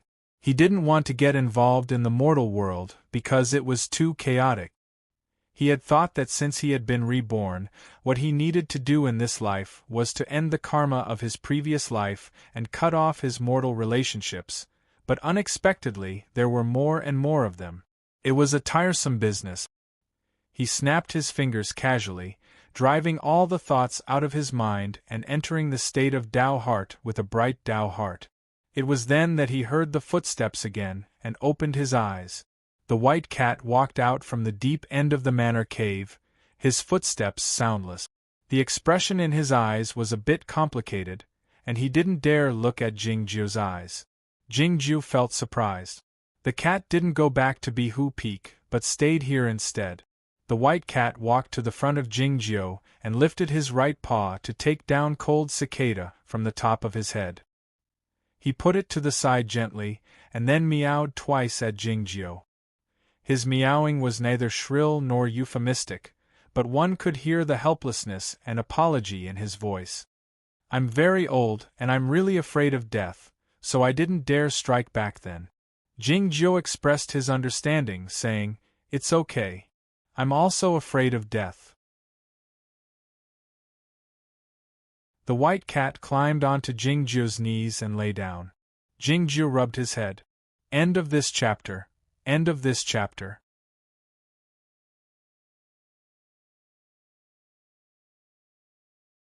Chapter 441. The cold stars were dim, and the bronze color shocked the wind and rain when they came out of the box. The dragon's scales were 3 feet long, and the tiger's energy was 1,000 years old. He remembered that he had brought an old friend to the desolate valley. This Tao was like the earth now. The divine light flowed, and I saw the well-dressed again. The guest's journey. Mingpei was engaged by the central plains, and only understood the understanding and heart. Looking back at Su Tai, the fish intestines suddenly rose, and countless pieces grew out. Trying to hang oneself, one must leave the grave grass, and the ostrich tide. It is hard to tell a hero. To a gentleman from Zhou, one must forget the favors and grudges. Looking at Yuanqing, chanting the sword of Ji from Yanling Qing, Chao Zhenji, there was more than one manor cave on the peak of Shinma Peak. Besides the monkeys, only Jingjiu knew where the other manor caves were. The manor cave in the Taoist hall on the peak top seemed to be only one, but it was actually a different world inside, which could lead to the sky and to countless quiet places on the lonely peak. There was a manor cave in the deep part of the mountain, and a pond carved out of a whole piece of mountain jade was on the ground. The surface of the pond was very smooth, but it was not filled with water, but a pale golden liquid, exuding a soft glow. Jingjiu lay in the pond with his eyes closed. The pale golden liquid submerged his neck, covering his body, which was even smoother and whiter than the surface of the jade pond. Only his pale but beautiful face could be seen. It was unclear what this pale golden liquid was, but it exuded a very pure spiritual energy. Though it was not as pure as the fairy book of longevity in his left hand, it was many times purer than the spiritual energy in the herb garden on Shuyue Peak. Was it possible that the liquid was the magic pills dissolved in the water? After a long while, Jingjiu opened his eyes and stood up from the jade pond. The luminous pearls on the cave wall sensed his movement, illuminating the manor cave.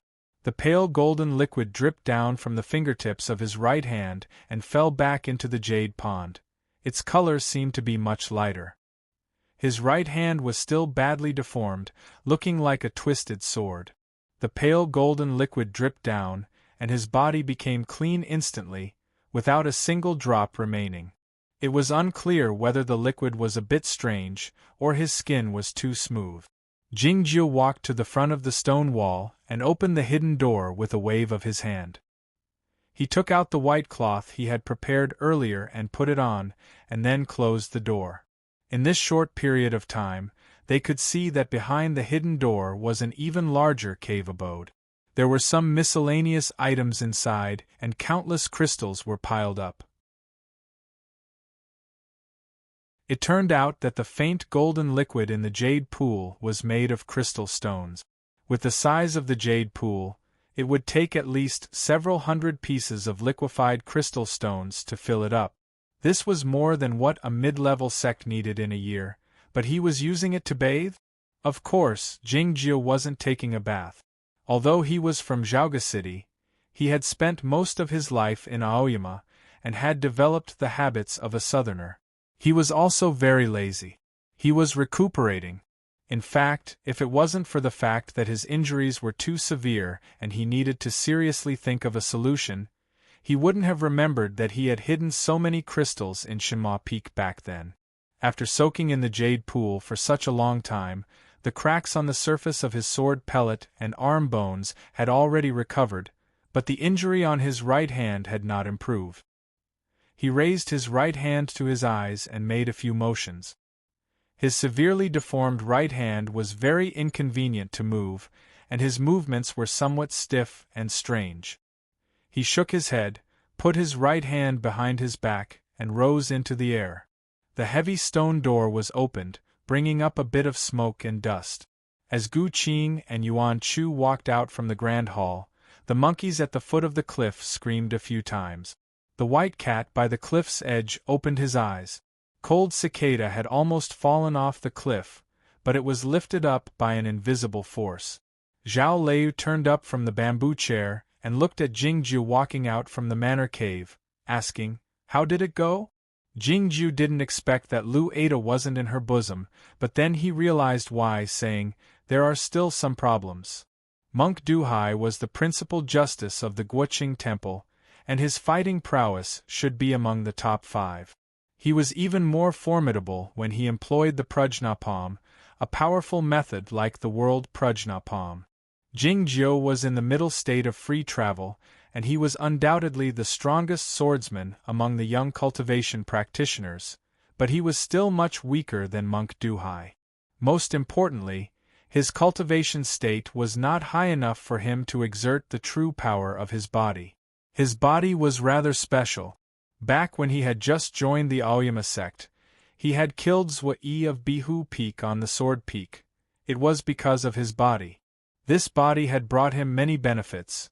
For instance, it was not easy for him to get injured.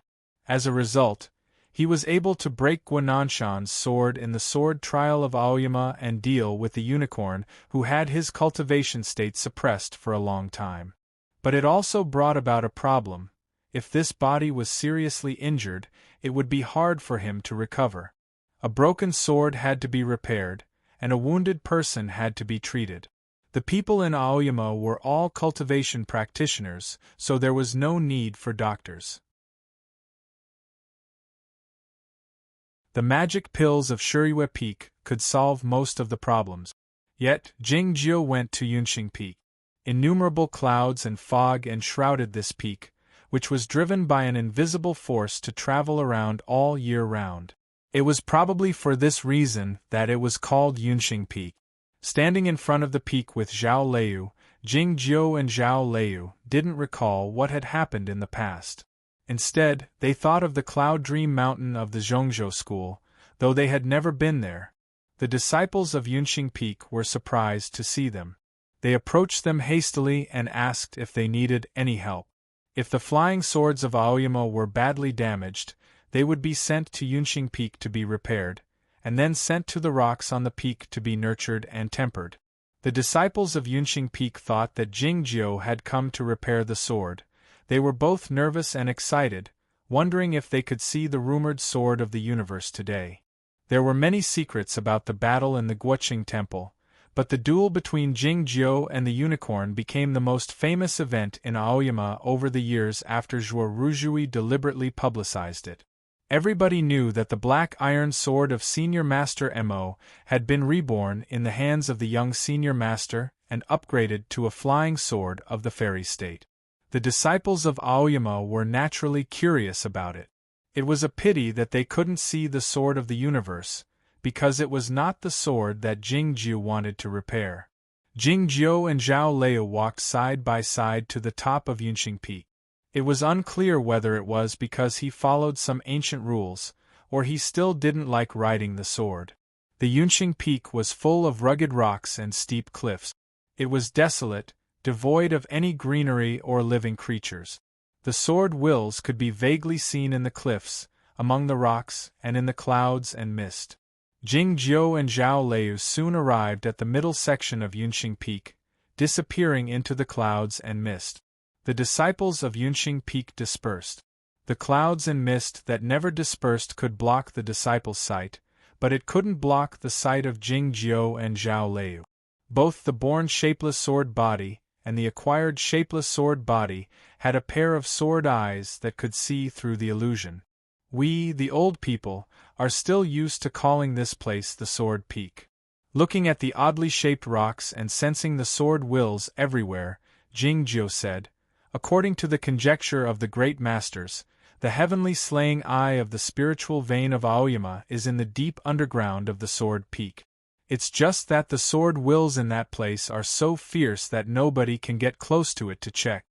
Zhao Leiyu said, "The great masters of every generation used the killing intent and spiritual energy leaking out from this place to refine and hide their swords." Is that why Yunxing Peak is called the Sword Peak? Jingjiu said while shaking his head. Heaven and earth formed a peak by itself, and swords were born in the peak. That's why it's called the Sword Peak. Zhao Leiyu was a bit confused, wondering if the Aoyama sect didn't come into being first and then the Sword Peak. Jingjiu said, "Tens of thousands of years ago, this peak nurtured a sword by itself. The great masters of the sect comprehended the true meaning of the sword work, and that's how the Aoyama sect came into being." Zhao Lei was very surprised. Nobody had told her about this when she was learning the sword by the stream of sword washing, and there were no relevant records in the sword scripture. In other words, that sword was, in a sense, the ancestor of Aoyama? Jingjiu knew what she was thinking about, saying, "Over the past tens of thousands of years, this peak has been producing new flying swords continuously. The sword belongs to Aoyama. In the beginning, it didn't mean that the swordsman would leave his sword to his disciples after his death, so that they could inherit the spirit of the sword work of Aoyama. It's just a literal meaning." Zhao Lei said thoughtfully, "The sword comes from Aoyama, and the swordsman has spent his whole life cultivating it. So it's only natural that the sword should be returned to Aoyama after the sword practitioner's death." Jingjiu continued to lead her upward. The higher they went up Yunqing Peak, the thicker the fog became, and the sword wills became fiercer and denser.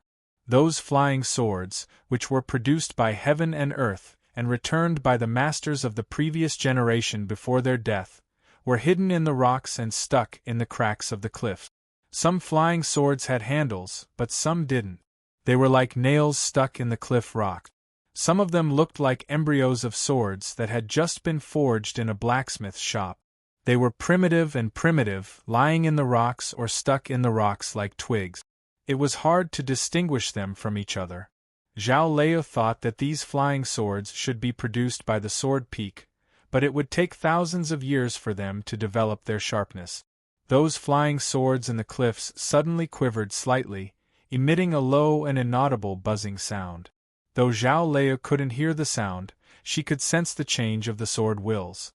Her expression changed slightly.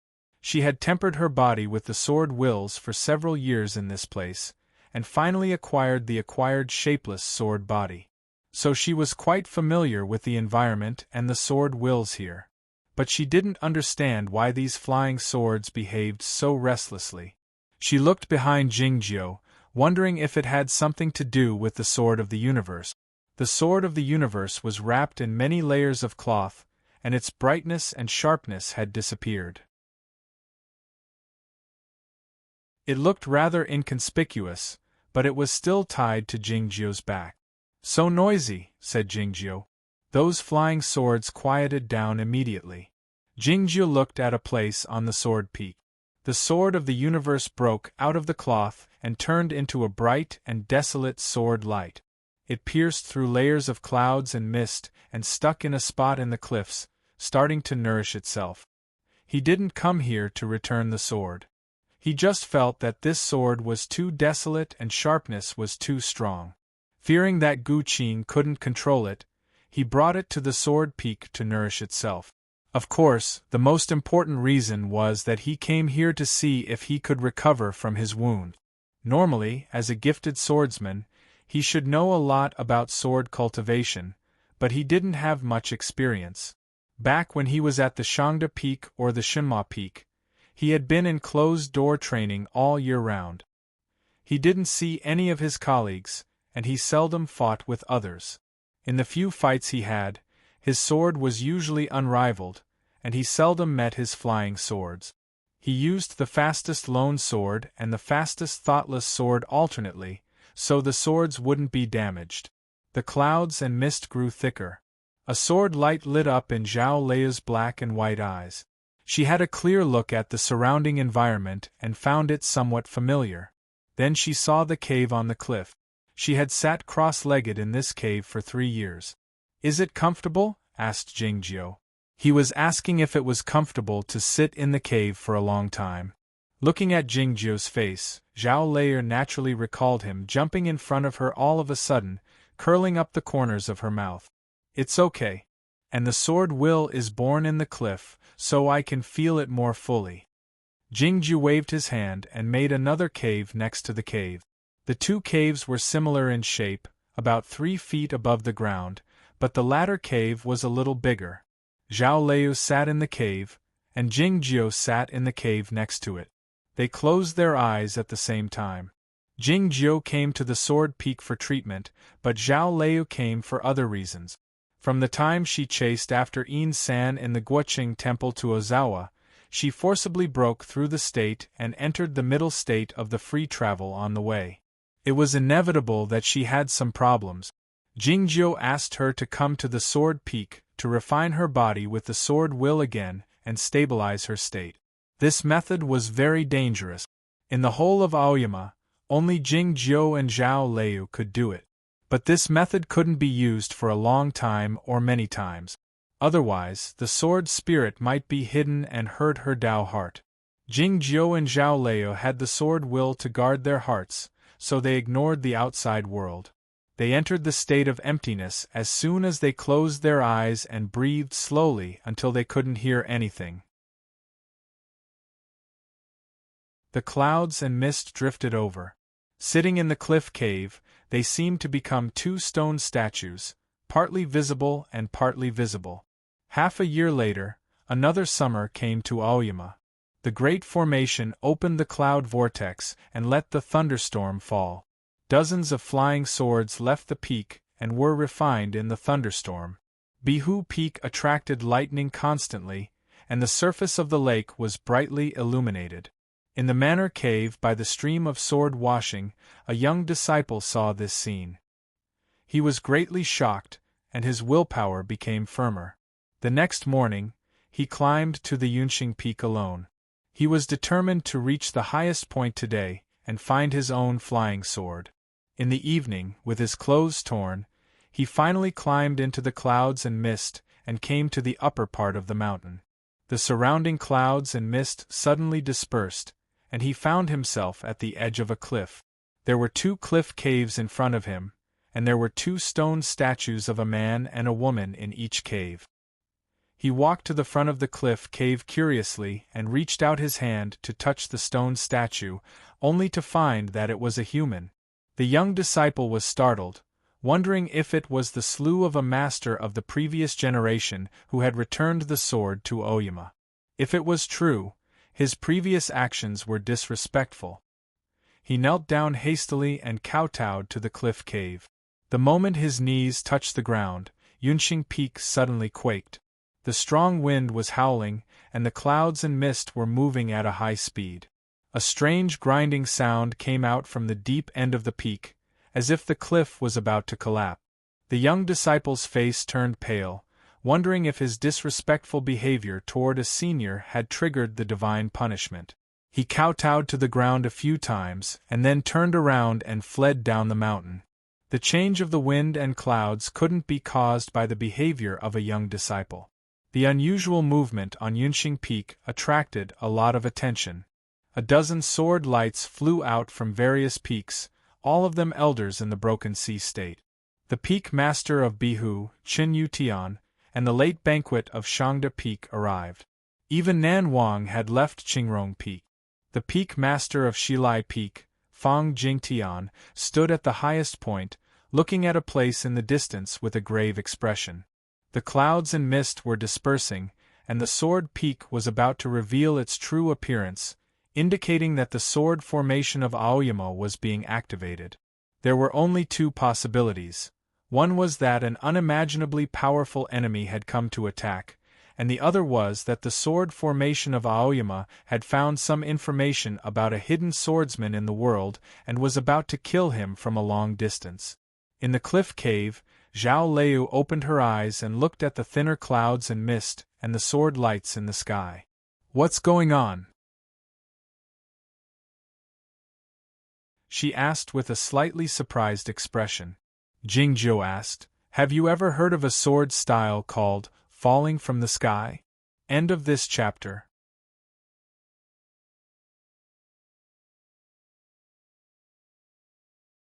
Chapter 442. This year's summer in Haijiu City was hotter than usual. Perhaps it was because of the warm current on the sea, or perhaps it was because there were no more huge flying whales sucking seawater from the sea and turning it into rain. After the Battle of the Cloud Platform, the Western Sea Sword School retreated to the depths of the sea, and its influence in Haijiu gradually faded. Many small and medium-sized sects took the opportunity to attack. There used to be a restaurant on the main street of Haijo City, and the proprietress was a vixen. The restaurant was turned into ruins by the swordsmen of Bulolin, Nanjing, and the others. But because of its excellent location, a new restaurant appeared after a few years. Interestingly, this restaurant also served hot pot just like before.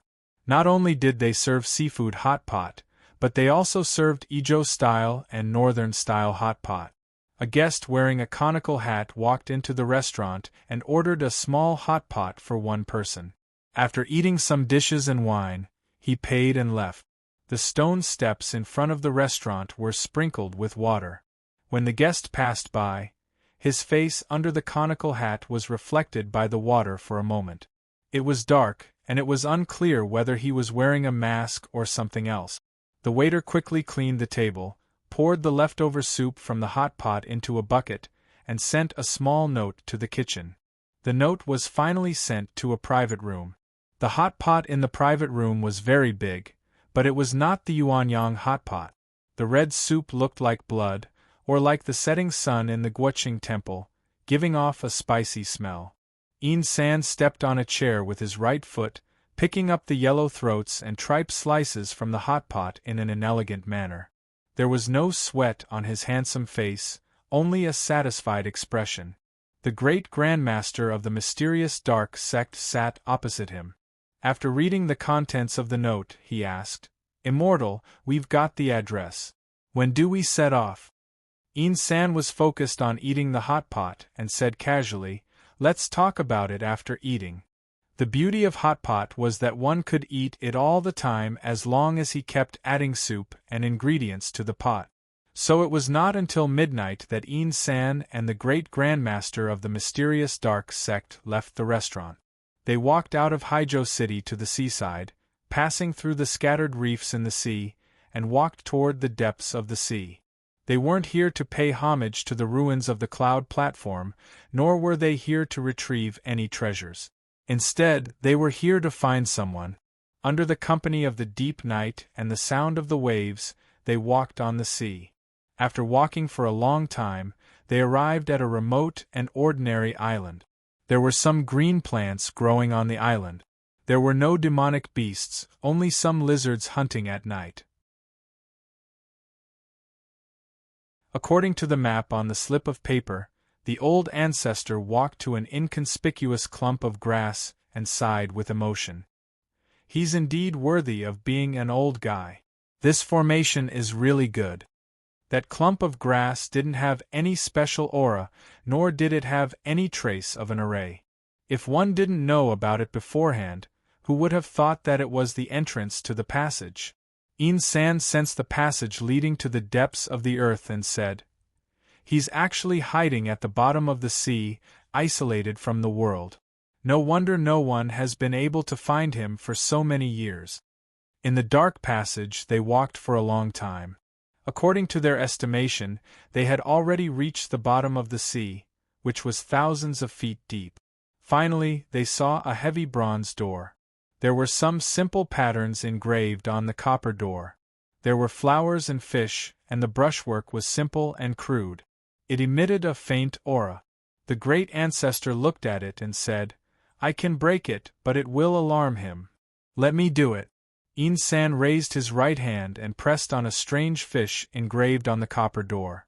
After about 100 breaths, the flowers on the copper door suddenly opened their petals as if they had come alive. That strange fish also seemed to have come to life. It wanted to swim away from his palm to inform the person inside, but it couldn't break free. Yin San touched that strange fish. His fingers seemed to carry a spring breeze, which calmed it down. The heavy copper door slowly opened without stirring up a speck of dust. Countless amounts of seawater poured out from inside. Yin San and the great ancestor were very calm. They didn't avoid it, nor were they surprised. They floated in the seawater and looked at the scene in front of them. Behind the copper door was a world at the bottom of the sea. Strangely shaped fish were swimming, and strange flowers with spots of light were blooming. In the distance there was a huge and terrifying figure, but it was unknown what kind of ferocious sea beast it was. San knew that all of this was fake. With a calm expression, he put his hands behind his back and floated forward according to his will. The guy hiding at the bottom of the sea was a bit interesting. His cultivation state was average, but his formation and spiritual power were not weak. He even noticed his arrival. He wasn't worried about the counterattack of the guy, but he didn't want the guy to be prepared and kill himself rather than have his spiritual soul controlled. Those huge and terrifying figures were getting closer and closer. They were a group of Dace devils. Those Dace devils pounced on San. San ignored them, and his eyes fell on a pile of rocks not far away. A Dace devil swallowed him, and then turned into spots of light, dispersing in the seawater without leaving a trace.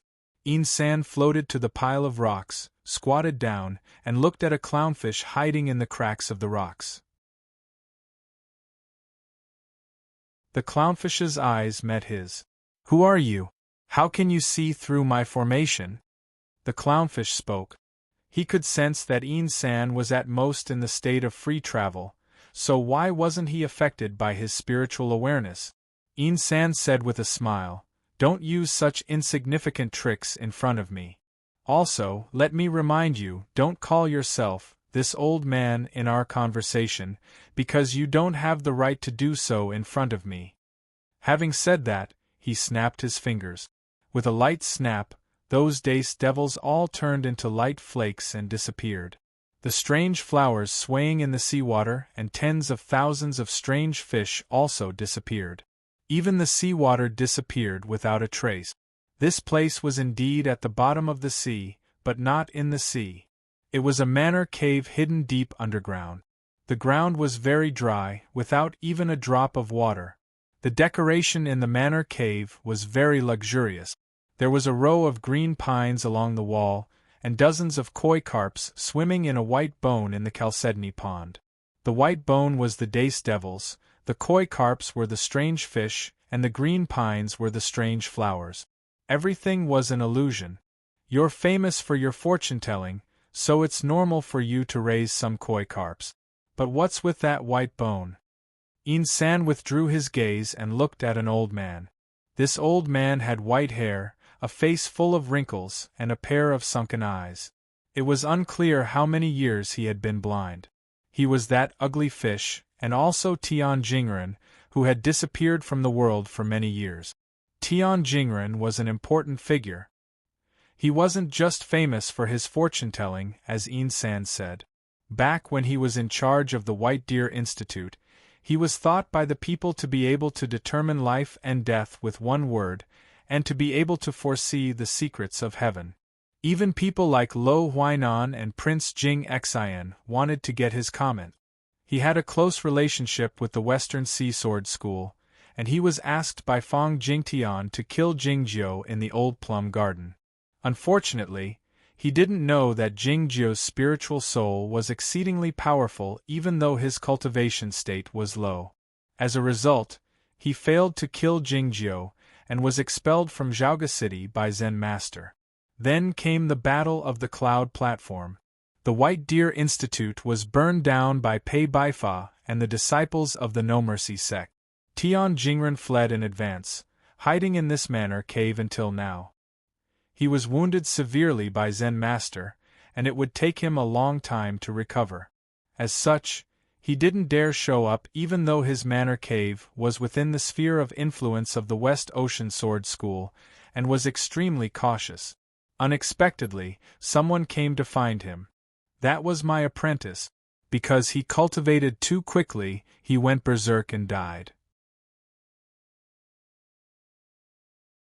Tian Jingren looked at the white skeleton, the expression on his face seeming to be quite regretful. It might be a touching or evil story, but San didn't intend to get to the bottom of it. "I came here to ask you a few questions," he said. "Who the hell are you?"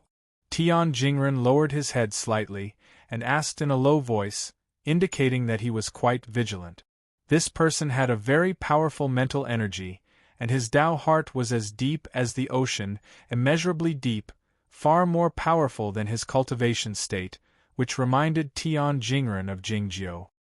He even had a feeling that this person's mental energy was even more powerful than that of Jingjiu. San looked at him and said with a smile, "I'm the one asking you questions, not the other way around." Tian Jingren said, "I've been setting up the formation for 10 years. I don't believe you can break it, no matter how powerful your spirit is." His opponent had seen through the illusion of the manor cave and got rid of his mental interference, but it didn't mean that he could break the real tactical formation. San didn't say anything. He closed his eyes directly, and his mental energy spread out from his body.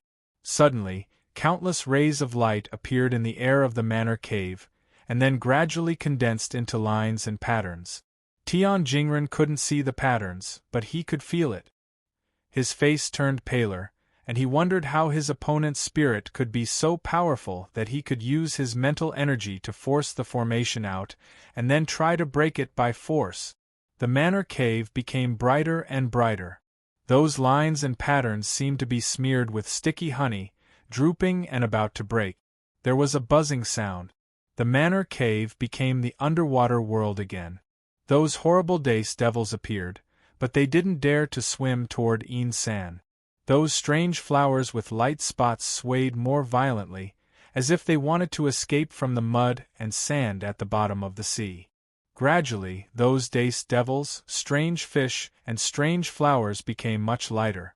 As the seawater washed them, they began to fall apart, turning them into wisps of green smoke. In the green smoke, San closed his eyes with a faint smile on his lips. The tactical formation was in the final stage of collapse. Tian Jingren's face was no longer pale. Instead, he looked much calmer. Suddenly, he opened his eyes. There was nothing in his deep eye sockets, except for the abyss like a black hole. In an instant, the endless seawater, along with the dace devils, strange fish, and strange flowers, poured into his eye sockets. Even San's spirit was sucked in. This kind of fight between spirits was the most dangerous but also the simplest. It depended on who was more powerful, and then the one who could swallow or control the other. San didn't care. He believed that in this world, except for some monks of the Zen sect, some ancient divine beasts, and Jingjiu, no one could be more powerful than his spirit. Just then, Tian Jingren suddenly laughed. His wrinkles became deeper, full of coldness and mockery. Taiping Jinren, you're used to controlling others' spirits, but have you ever thought about the feeling of being controlled? San's expression changed slightly. His clothes were floating in the seawater, heading toward Tian Jingren. His spirit and mine are connected. If you don't take action now, what are you waiting for? Tian Jingren shouted harshly. The great grandmaster of the mysterious dark sect suddenly appeared behind San. After he came to the manor cave, he seemed to have disappeared. Until now, he suddenly released all of his aura. The violent energy filled the manor cave, and his sparse hair pointed up to the sky like swords. At this moment, the great grandmaster of the mysterious dark sect didn't look like an old dog at all, but a real demon god descending to the human world. The injury he had suffered in the Guoqing temple had mostly recovered. He could slap San to death with one palm strike, or shatter his Dao tree. San demanded with his eyes closed, "Do you want to die?" No sooner had he said this than the great grandmaster of the mysterious dark sect suddenly grunted, feeling a chill all over his body. It was the chill from the sword. Even though the chill was in Aoyama, which was tens of thousands of miles away, he could still feel it vividly. It was evident that the sword formation of Aoyama had located him instantly after San withdrew his magic at such a dangerous moment.